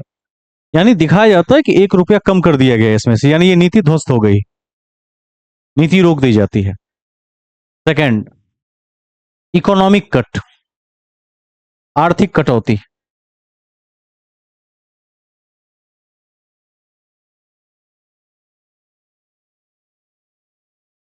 इसमें लिखिए, मितव्ययिता लाने के उद्देश्य से, मितव्ययिता लाने के उद्देश्य से एक निश्चित धनराशि जो योजना में मांगी गई है, मितव्ययिता लाने के उद्देश्य से एक निश्चित धनराशि जो योजना में मांगी गई है, उसमें से एक निश्चित धनराशि की कटौती की जाती है। उसमें से एक निश्चित धनराशि की कटौती की जाती है। कटौती की जाती है मतलब क्या है? का मतलब है कि किसी योजना के लिए जो पैसा जारी किया गया, यदि बाद में इस प्रस्ताव को लाने के बाद लगता है यह 1500 करोड़ की नहीं बल्कि सिर्फ 1200 करोड़ की योजना होनी चाहिए थी, 300 करोड़ एक्स्ट्रा इसमें दे दिया गया है, तो वो 300 करोड़ उसमें से काट लिया जाएगा और उस पैसे का सदुपयोग किसी अन्य स्कीम में किया जाएगा। यही इसका मतलब है। और नितिन गडकरी इसके सबसे अच्छे एग्जाम्पल हैं, इसको याद रखिएगा। उन्होंने विदेश से जिस तरह की, खास करके जापान और जर्मनी से प्रभावित जो रोड बनाने की टेक्नोलॉजी लाई है, वो टेक्नोलॉजी जहां भारत में 5,000 करोड़ की लागत से कोई रोड बनता था, वो सिर्फ अब 1,000 करोड़ की लागत से बन रहा है। तो इसी में आ जाएगा, इकोनॉमिक कट में आ जाएगा। तीसरा लिखिए, थर्ड, टोकन कट, सांकेतिक कटौती। टोकन कट, सांकेतिक कटौती।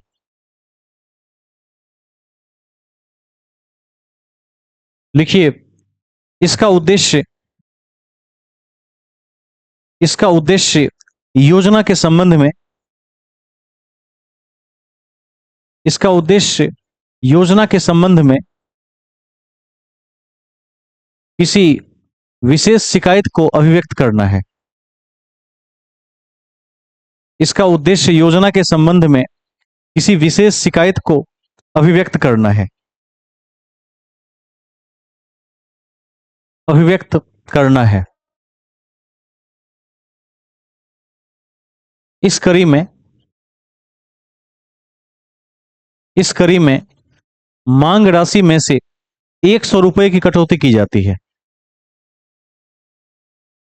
इस कड़ी में मांग राशि में से 100 रुपए की कटौती की जाती है।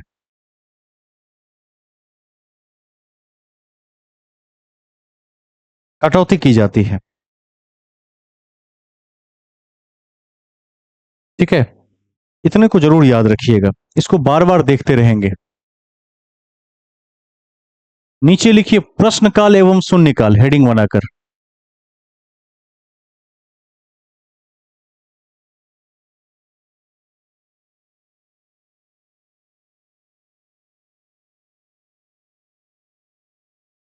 प्रश्नकाल एवं शून्यकाल पूछा जाने वाला क्वेश्चन है।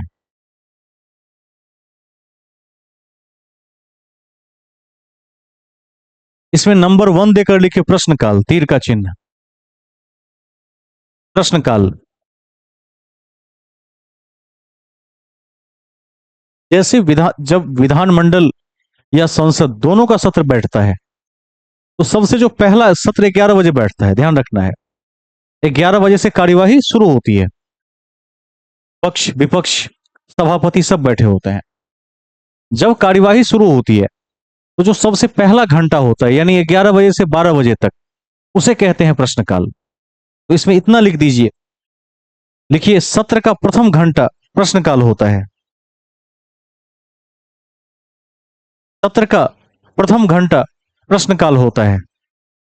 11 से 12 बजे तक का समय। ठीक है, 11 से 12 बजे तक का समय। इसमें क्वेश्चंस पूछे जाते हैं, खासकर विपक्ष के जो अलग अलग नेता हैं वो अपने क्षेत्र से जुड़े हुए प्रश्न को पूछते हैं और पक्ष सत्ता पार्टी से उसका जवाब मांगते हैं, सत्ता पक्ष से, कि आपने क्या काम किया है। प्रश्नकाल। दूसरा लिखिए शून्यकाल, 0 आवर।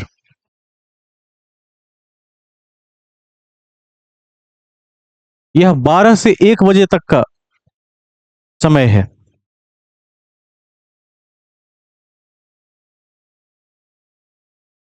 बारह से 1 बजे तक का समय है। एक्चुअली क्या होता है, लंच पीरियड होता है। ठीक है, शून्यकाल इसमें लिख दीजिए। लेकिन इसमें भी कुछ प्रावधान है जो आगे अन्य बातों में बता देंगे। इसमें लिख दीजिए, यह भारतीय संसदीय व्यवस्था की देन है। यह भारतीय संसदीय व्यवस्था की देन है। देन है। इसकी शुरुआत सबसे पहले 1962 में हुई थी। इसकी शुरुआत सबसे पहले 1962 में हुई थी।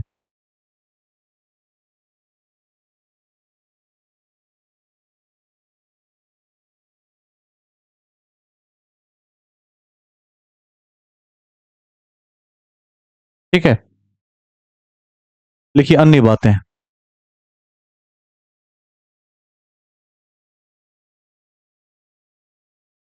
अन्य बातें, एक टर्मोलॉजी है गिलोटीन।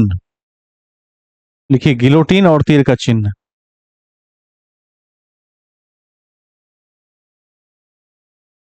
गिलोटीन।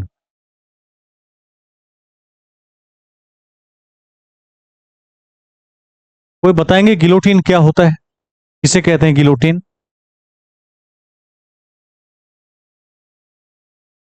गिलोटीन कहते हैं किसी मुद्दे पर बिना बहस किए प्रस्ताव को पारित कर देना, गिलोटीन है। लिख दीजिए, किसी मुद्दे पर बिना बहस के, किसी मुद्दे पर बिना बहस के मतदान करवा देना। किसी मुद्दे पर बिना बहस के मतदान करवा देना और पारित कर देना गिलोटीन कहलाता है।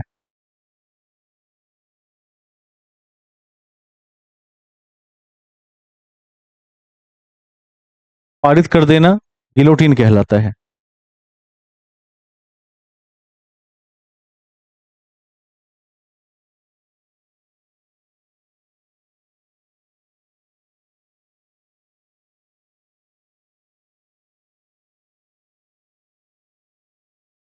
नेक्स्ट लिखिए लेखानुदान, वोट ऑन अकाउंट। लेखानुदान, वोट ऑन अकाउंट।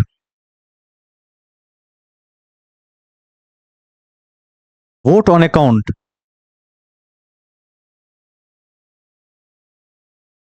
इसमें लिखिए सामान्यतः बजट की कुल राशि का 1/6 हिस्सा। सामान्यतः बजट की कुल राशि का 1/6 हिस्सा।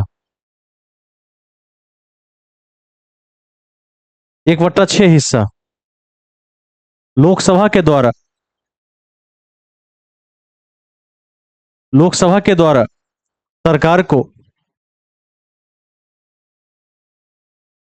सरकार को अग्रिम राशि के रूप में, अग्रिम राशि के रूप में स्वीकृत कर लिया जाता है, जिसे लेखानुदान कहते हैं। जिसे लेखानुदान कहते हैं।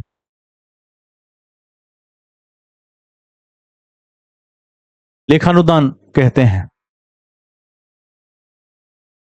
एक शब्दावली है संचित निधि, जिसे हमने कई बार पढ़ा है, कंसोलिडेटेड फंड।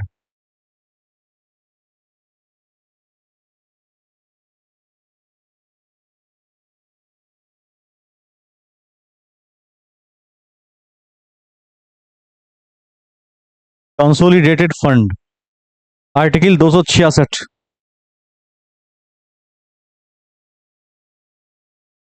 इसको जरूर याद रखेंगे। संचित निधि।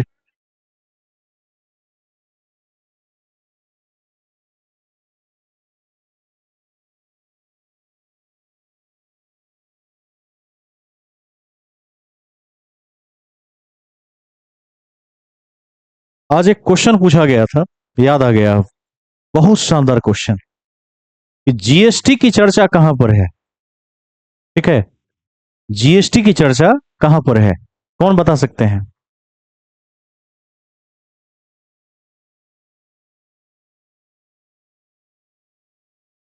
और मैं इसका उत्तर एग्जैक्ट भूल गया था, फिर भी सही कर दिया। तो कैसे सही कर दिया? ऑप्शन क्या क्या थे, ये देखिए। ऑप्शन में था आर्टिकल 279 ए। ऑप्शन में था आर्टिकल 338 ए। अगला ऑप्शन था आर्टिकल 318। और अगला था आर्टिकल 376। किस में है जीएसटी? मुझे एक रेंज याद था किस भाग में है, शार्पली एक दो अनुच्छेद ऊपर नीचे जा रहा था, फिर भी सही कर लिया। कैसे मैंने सही किया होगा, जबकि मेरे पास समय ऐसे प्रश्नों के लिए 2 से 3 सेकंड पर क्वेश्चन बच रहा था। आज का एग्जाम बहुत डिफिकल्ट था, तो समय का अभाव था, सोच भी नहीं सकते थे ज्यादा, और एक एक अनुच्छेद याद भी नहीं रह सकता है। कोशिश करते हैं कि 99% अनुच्छेदों को याद रखें, कई बार एक आध भूला जाता है, सबसे भूला जाता है, फिर देखना पड़ता है। आखिर हम मनुष्य ही हैं। देखिए मैंने क्या सोचा, मैंने सोचा कि आर्टिकल 280 में वित्त आयोग है, और मैंने ये सोचा कि जीएसटी मोदी जी के काल में आया है, मूल संविधान में नहीं था, ऐसे सोचा। तो मूल संविधान में नहीं था तो क्या होगा, क ख ग घ एबीसीडी में होगा, यानी इन दोनों में हो सकता है, ये दोनों पहले समाप्त हो गए। एलिमिनेशन विधि का प्रयोग किया, और फिर देखा जब वित्त की चर्चा 280 में है, तो वित्त के जुड़े समस्त मुद्दे 280 के पास होंगे, 279 में हो जाएगा। ठीक है, और ये सही हो गया। तो इसको भी ध्यान रखना है कि सदैव ही जिसके पास बहुत जानकारी होती है वही पास नहीं करता है, जो मेरिट से स्मार्ट होता है वो बहुत आगे निकल जाता है। देखिए कैसे पकड़ लिया। आप लोग भी लिख दीजिए कॉपी के शीर्ष पर, आर्टिकल 279 क में जीएसटी की चर्चा है, 2016 से लागू हुआ था। आर्टिकल 279 क में जीएसटी की चर्चा है। विकल्प देख के कोई पकड़ लेगा, इतना आसान विकल्प था, बस अध्ययन होना चाहिए। जीएसटी की चर्चा है। कभी भी ध्यान रखिए, यदि कभी स्लिप हो जाए, कुछ कोई डेटा मिस हो जाए आपसे, लेकिन उसके रेंज की चीजें आपको याद है, तो उसको पकड़ लीजिएगा। एमसीक्यूज का एक यही बड़ा फायदा होता है। कितने लोगों ने इस विधि को समझ लिया कि मैंने कैसे पकड़ा? समझ लिया आप लोगों ने कैसे करना है? ठीक है, बहुत इजी है। अब 395 अनुच्छेद है, एक एक को याद भी नहीं रख सकते हैं, सारे मेन को याद रखना है। जीएसटी मैंने कई बार देखा है, मन में था कि इसी आसपास है, वो कहाँ है। तो ये दोनों इसलिए नहीं होंगे कि मूल संविधान में है, मूल संविधान में जीएसटी था नहीं, इतना तो सबको पता है कि मोदी गवर्नमेंट ने ऐड किया है 2016 से। अब कहाँ मिलेगा? तो 338 में तो बिल्कुल नहीं मिल सकता। क्यों नहीं मिल सकता? क्या है 338 के आसपास, कौन बताएंगे? वेरी गुड, एंग्लो इंडियन है, मिल ही नहीं सकता। तो ये तो ऐसे ही गया, एक विकल्प बचता था, एलिमिनेशन विधि से फाइंड कर लिया उसको। इसको ध्यान रखना है। आगे चलते हैं। तो लेखानुदान समझ गए, संचित निधि समझ गए। संचित निधि 266 में है, इसको जरूर लिख लीजिएगा, ये बहुत पूछा जाता है। अब देखिए ना, 280 में वित्त है ना, तो 280 के पास जो भी होगा वो वित्त वाला होगा। इसमें एक पॉइंट लिख दीजिए, सभी राजस्व का संग्रहण इसमें है, सभी राजस्व का संग्रहण इसमें है।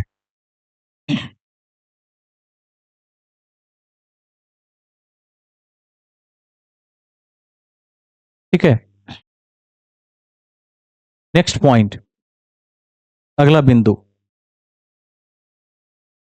देखिए संचित निधि से धन निकालने के लिए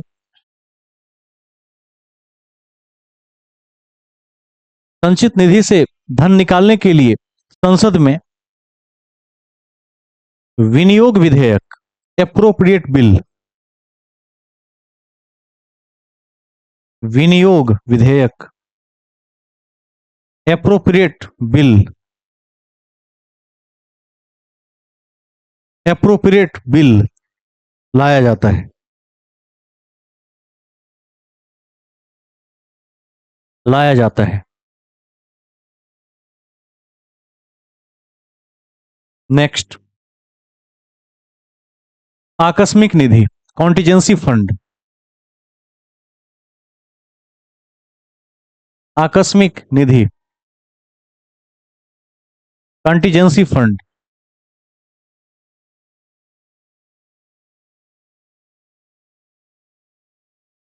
contingency fund, article 267, article 267, article 267 लिखिए, इसे वर्तमान में 500 करोड़ से बढ़ाकर 30,000 करोड़ कर दिया गया है। इसे वर्तमान में 500 करोड़ से बढ़ाकर 30,000 करोड़ कर दिया गया है। इस पर राष्ट्रपति का अधिकार है। इस पर राष्ट्रपति का अधिकार है। ठीक है। अभी हमने लोक लेखा समिति को पढ़ा था, जिसमें 15 + 7 मेंबर्स थे, लोकसभा प्लस राज्यसभा से। अति महत्वपूर्ण था। इसके बारे में अगला पॉइंट लिख दीजिए। देखिए, लोक लेखा समिति की चर्चा अनुच्छेद 266(2) में है।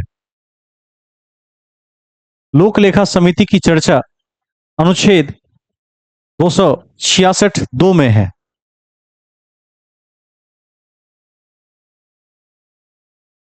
दो में है।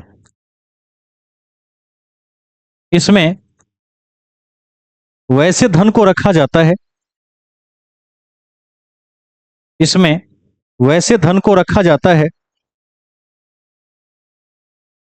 जो आय का नियमित स्रोत नहीं है,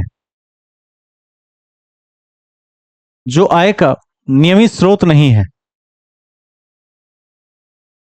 जो आय का नियमित स्रोत नहीं है। जैसे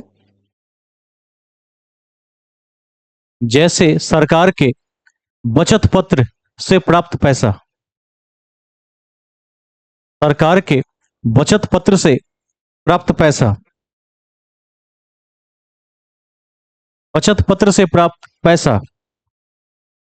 दूसरा लिखिए, न्यायालय के द्वारा प्राप्त जुर्माना,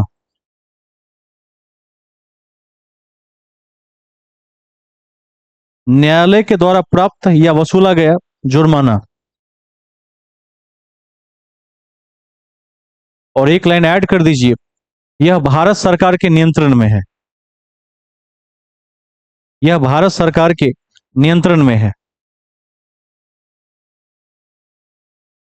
एक दो बातें और लिख लीजिए, फिर टेस्ट सीरीज को देखकर जाएंगे आज।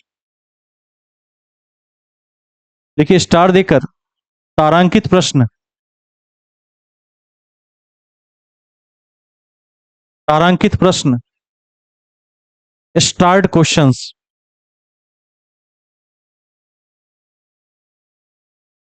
स्टार्ड क्वेश्चंस, तारांकित प्रश्न। यह क्या होता है? तो दो तरह के क्वेश्चन होते हैं।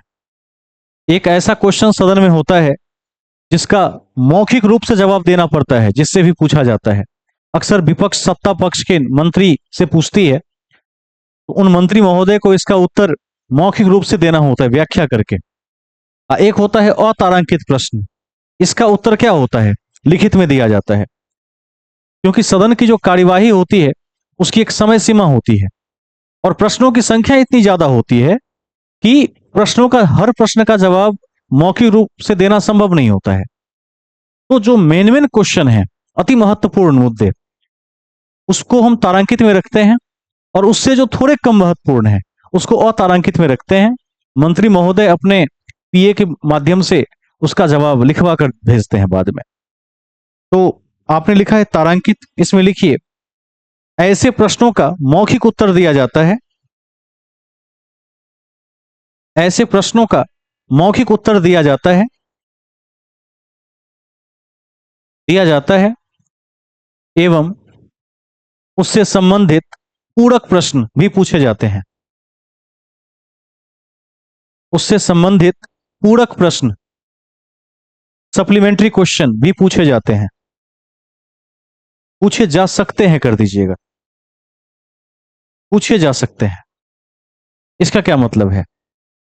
इसका मतलब है कि मान लीजिए कि विपक्ष के किसी नेता ने क्वेश्चन पूछा और मंत्री जी ने जवाब भी दिया, लेकिन मंत्री जी के जवाब से वो सेटिस्फाइड नहीं हुआ, उस क्वेश्चन में कोई और क्लॉज बच गया जिसका आंसर मंत्री जी नहीं दे पाए, तो वह सभापति महोदय से प्रार्थना करेगा कि मैं इसका पूरक प्रश्न पूछना चाहता हूं।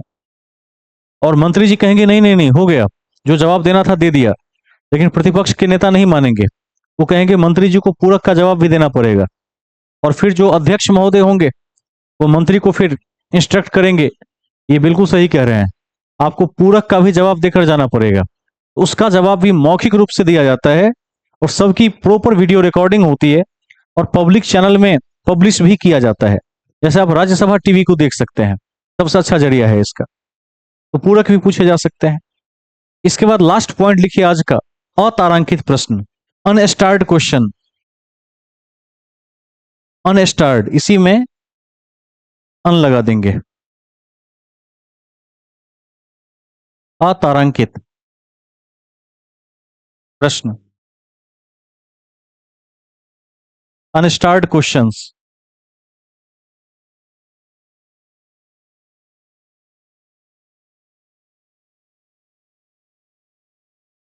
ठीक है, एक लाइन लिख दीजिए इसमें, ऐसे प्रश्नों का लिखित उत्तर दिया जाता है। ऐसे प्रश्नों का लिखित उत्तर दिया जाता है। ऐसे प्रश्नों का लिखित उत्तर दिया जाता है। ठीक है, इसको ध्यान में रखेंगे। आज एक टेस्ट सीरीज को हम लोग देख लेते हैं।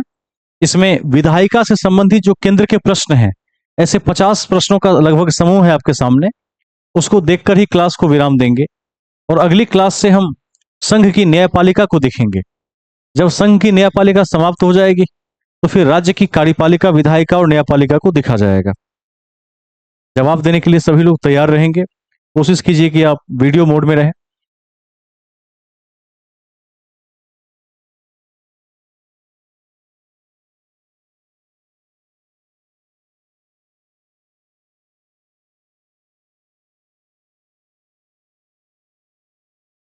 आपके समक्ष एक सेट है, इस सेट में ढेर सारे क्वेश्चन हैं। शुरू करते हैं। पहला क्वेश्चन, एक एमपी, एमपी मतलब सांसद, मेंबर ऑफ पार्लियामेंट, एक एमपी की सीट को रिक्त घोषित किया जा सकता है यदि वह सदन से लगातार डैश की अवधि के लिए अनुपस्थित रहता है। कितना महीना गायब रहेगा तो माना जाएगा कि यह सीट खाली हो गया?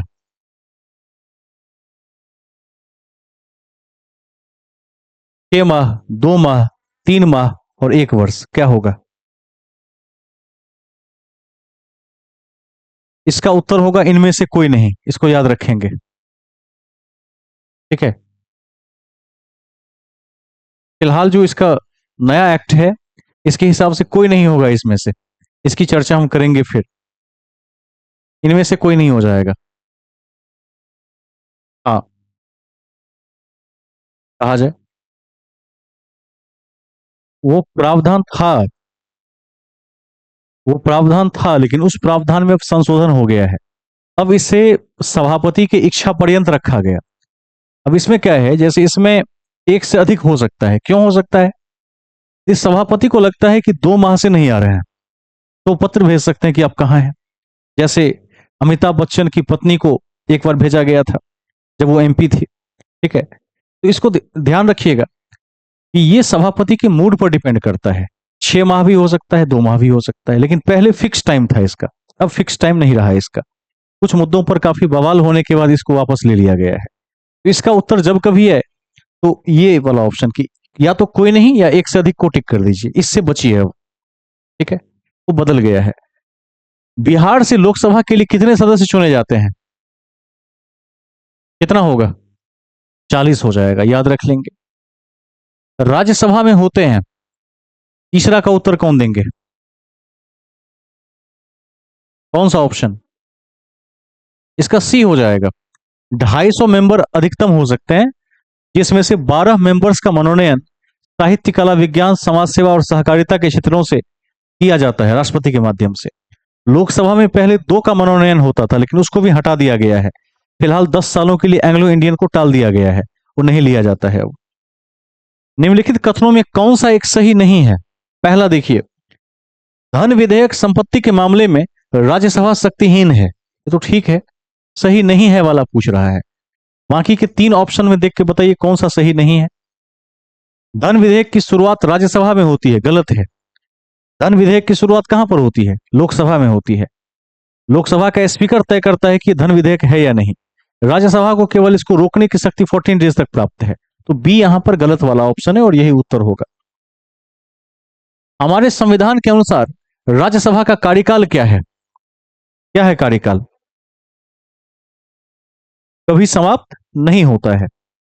सदस्य रिटायर होते रहते हैं। हर 2 साल पर 1/3 मेंबर रिटायर हो जाते हैं, लेकिन राज्यसभा कभी भंग नहीं होती। ठीक है, क्वेश्चन नंबर 6। किस सदन में अध्यक्षता करने वाला अधिकारी उस सदन का मेंबर नहीं होता है? राज्यसभा। आउट क्वेश्चन है, क्योंकि उपराष्ट्रपति राज्यसभा के पदेन सभापति होते हैं, लेकिन उपराष्ट्रपति राज्यसभा के मेंबर नहीं होते हैं। अगला, एक विधेयक जो संसद में प्रस्तुत किया जाता है, कौन सी क्रिया के बाद अधिनियम बन जाता है? बताइए आप लोग। Very good. जब राष्ट्रपति उस पर अपनी सहमति प्रदान करते, जब तक राष्ट्रपति साइन नहीं करेंगे वो अधिनियम नहीं बनेगा। और इसके बारे में ज्ञानी जैल सिंह को याद रखिएगा। याद है, एक डाक विधेयक था, बताए थे, उन्होंने छोड़ ही दिया, ऐसे ही साइन ही नहीं किया, तो आज तक लागू नहीं हुआ। देखो, पत्रकारिता को चुनौती दे रहा था उस समय में। 8 को देखते हैं। Next, 8वां question. लोकसभा में राज्यवार सीटों का आवंटन 1971 की जनगणना के आधार पर आधारित है। यह निर्धारण किस साल तक के लिए रहेगा? सबको याद होना चाहिए। 2026 तक के लिए रहेगा। याद रखिएगा, परिसीमन आयोग इसके बाद फिर बनेगा, फिर देखा जाएगा कि 11 को आधार मानते हैं या 21 को आधार मानते हैं। अभी 21 की जनगणना तो हुई भी नहीं है। ठीक है, क्वेश्चन नंबर कितना? 9 होगा। धन विधेयक के लिए किसकी पूर्व स्वीकृति आवश्यक है? क्या होगा? भारत के राष्ट्रपति का। सी उत्तर होगा। वह कौन सी सभा है जिसका अध्यक्ष उस सदन का सदस्य नहीं होता? राज्यसभा हो जाएगा। राज्यसभा का जो अध्यक्ष होता है, उपराष्ट्रपति, वो उस सदन का मेंबर नहीं होता है। क्वेश्चन नंबर 11 को देखते हैं। 11, लोकसभा की कार्यवाही में भाग लेने का अधिकारी कौन नहीं होता है? इसमें से कौन नहीं होगा?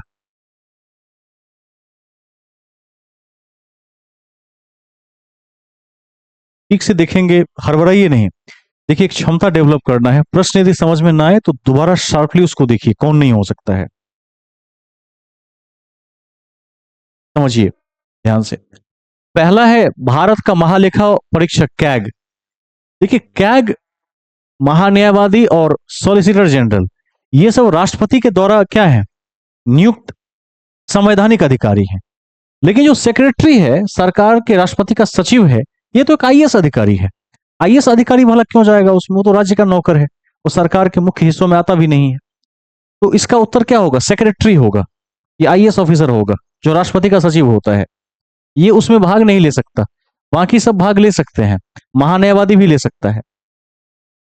कौन सी लोकसभा के चुनाव 4 चरणों में हुए? सोच के जवाब दीजिए इसका। अरे भाई, लगातार फोन पर फोन आ रहा है।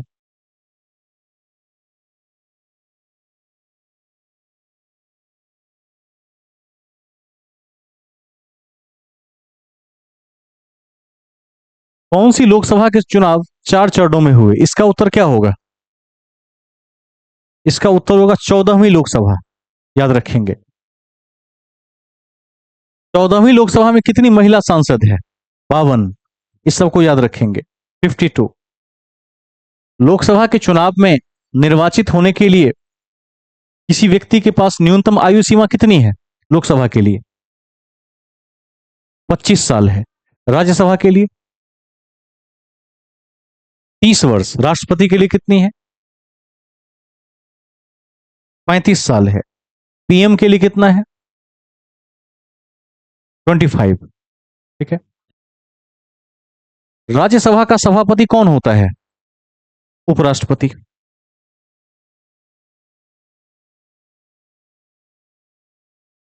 नेक्स्ट में चलते हैं।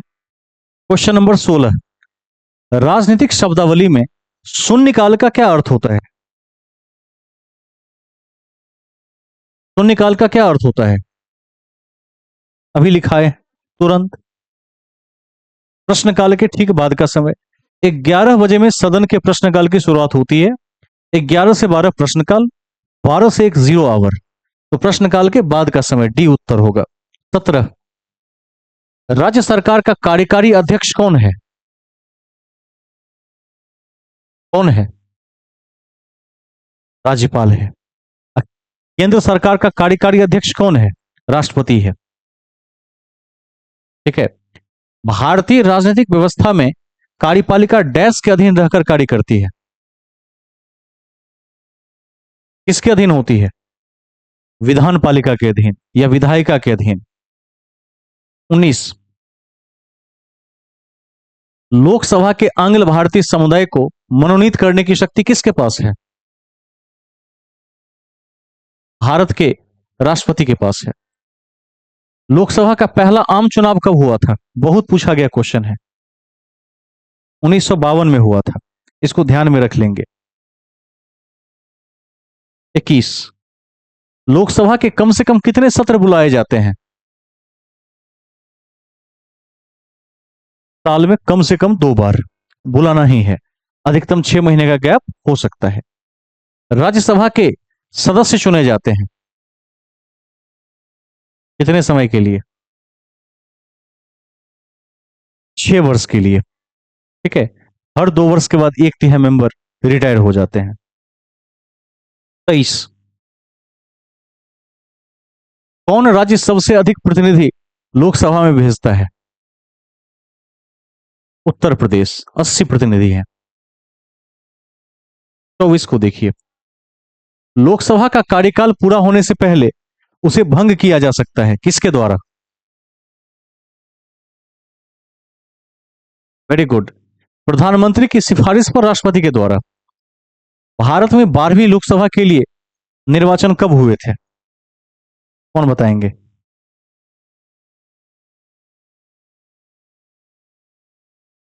फरवरी 1998 में हुए थे। राज्यसभा के चेयरमैन कौन होते हैं?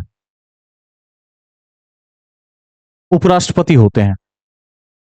राज्यसभा को अस्थायी सदन क्यों कहते हैं?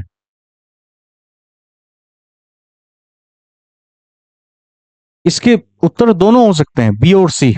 एक तो विघटित नहीं कर सकते और दूसरा प्रत्येक 2 वर्ष पर 1/3 मेंबर रिटायर, प्रत्येक 2 वर्ष पर 1/3 मेंबर रिटायर भी होते हैं। तो दोनों सही होगा इसका। राष्ट्रपति राज्यसभा में कितने व्यक्ति को मनोनीत कर सकता है? 12 व्यक्ति को कर सकता है। लोकसभा को उसके कार्यकाल की समाप्ति के पूर्व ही भंग किया जा सकता है, कैसे?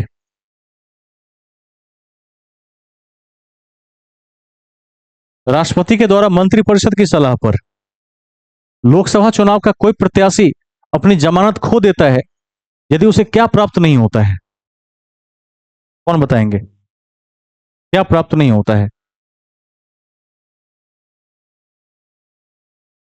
लिखवाए थे वैध मतों का 1/6। और नहीं, 6 है नहीं है, इनमें से कोई नहीं होगा। नेक्स्ट में आइए। वर्तमान में जो लोकसभा की सीटों का आवंटन है वो किस जनगणना पर आधारित है? 1971 की जनगणना पर आधारित है। नेक्स्ट क्वेश्चन, राज्यसभा को भंग करने का अधिकार किसके पास है? कोई नहीं, राज्यसभा को कोई नहीं भंग कर सकता है। लोकसभा का नेता कौन होता है? इनमें से कोई नहीं। Very good. लोकसभा का नेता होता कौन है आखिर? प्राइम मिनिस्टर होता है। ठीक है, इसको याद रखना है। संसद के दोनों सदनों का संयुक्त अधिवेशन आयोजित होता है किसके द्वारा? कौन सा ऑप्शन होगा 34 में?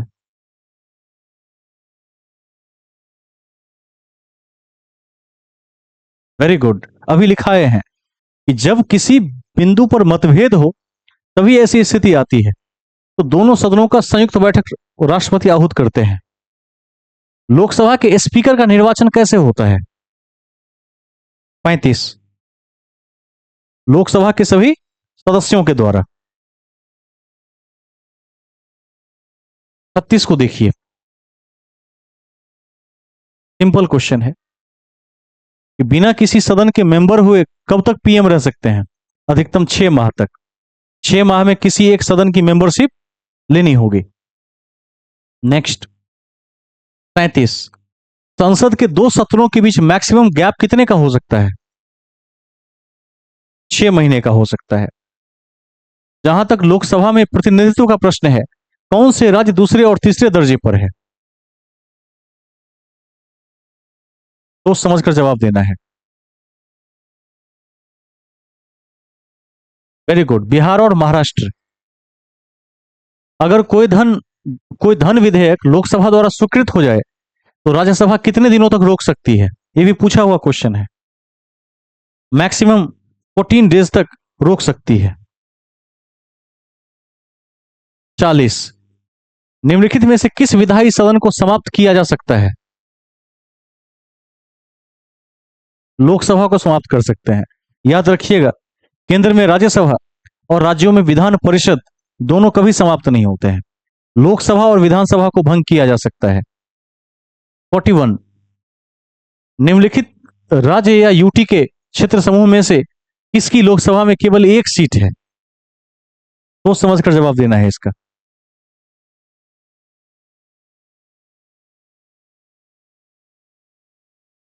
इसका होगा चंडीगढ़, सिक्किम और मिजोरम, तीनों के पास वन वन सीट है। राज्यसभा की निश्चित सदस्य संख्या कितनी है? 250 है। राज्यसभा कैसे भंग होती है? क्या होगा? इनमें से कोई नहीं, राज्यसभा को भंग नहीं किया जा सकता। आगे चलते हैं। नेक्स्ट क्वेश्चन को देखिए, कोई कानूनी विधेयक संसद के किस पटल पर रखा जा सकता है? दोनों सदनों में से किसी एक में रखा जा सकता है। ठीक है। भारतीय संसद का सचिवालय किसके अधीन है? पार्लियामेंट का सचिवालय किसके अधीन है?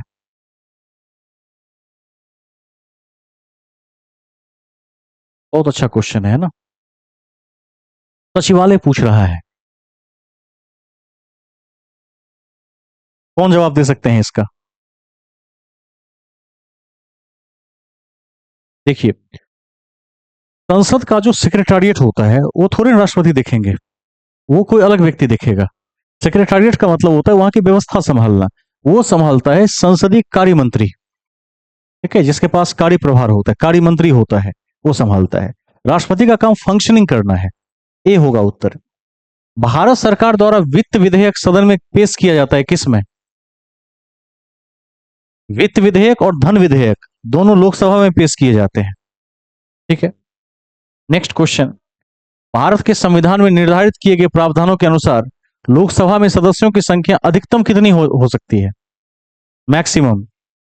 मैक्सिमम 552 हो सकती है।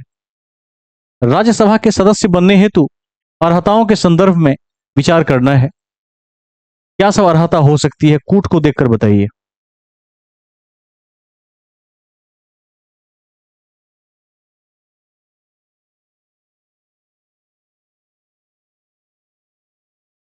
तीनों हो सकता है? नहीं हो सकता है तीनों। समझिए कैसे। उम्र कम से कम 30 साल होनी चाहिए, ये ठीक है राज्यसभा के लिए। जहां से अभ्यर्थी को निर्वाचित किया जाना है उस राज्य की मतदाता सूची में उसका नाम हो, बिल्कुल नहीं। अरे राज्यसभा में क्यों उस राज्य में होना चाहिए? नहीं होना चाहिए। कहीं का अभ्यर्थी कहीं से खड़ा हो सकता है, जरूरी नहीं कि उस राज्य में। इसको ध्यान रखना है। इलेक्शन कहीं से लड़ सकते हैं। तीसरा है, जैसे डॉक्टर मनमोहन सिंह कहां से थे, किस राज्यसभा से थे? असम राज्यसभा से थे, याद रखिएगा। वो तो असम के नहीं थे। असम राज्यसभा के मेंबर होने के कारण वो पीएम पद के उम्मीदवार बन सके, क्योंकि कोई ना कोई तो रास्ता चाहिए। या तो चुनाव जीत कर आएंगे या राज्यसभा का मेंबरशिप लेकर आएंगे। तो मनमोहन सिंह असम राज्यसभा से थे। ठीक है। दूसरा नहीं, दूसरा गलत है। राज्य के अंतर्गत लाभ का पद धारण नहीं करता, ये सही है। 1 और 3 होगा और केवल ऑप्शन बी होगा इसका, ध्यान रखेंगे। केवल ऑप्शन बी। लोकसभा का अध्यक्ष अपना त्यागपत्र किसे सौंपता है? 49 का उत्तर क्या होगा?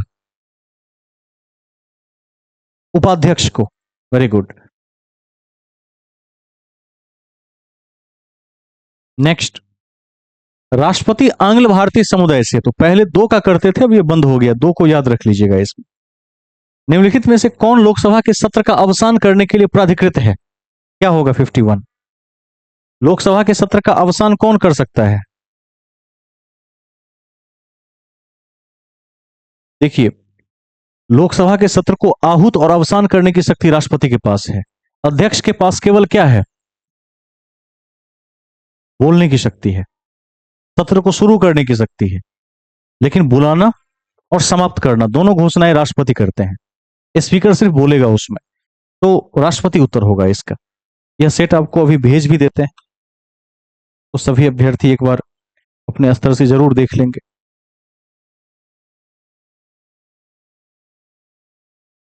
इन्हीं शब्दों के साथ मैं कक्षा की समाप्ति की घोषणा करता हूं।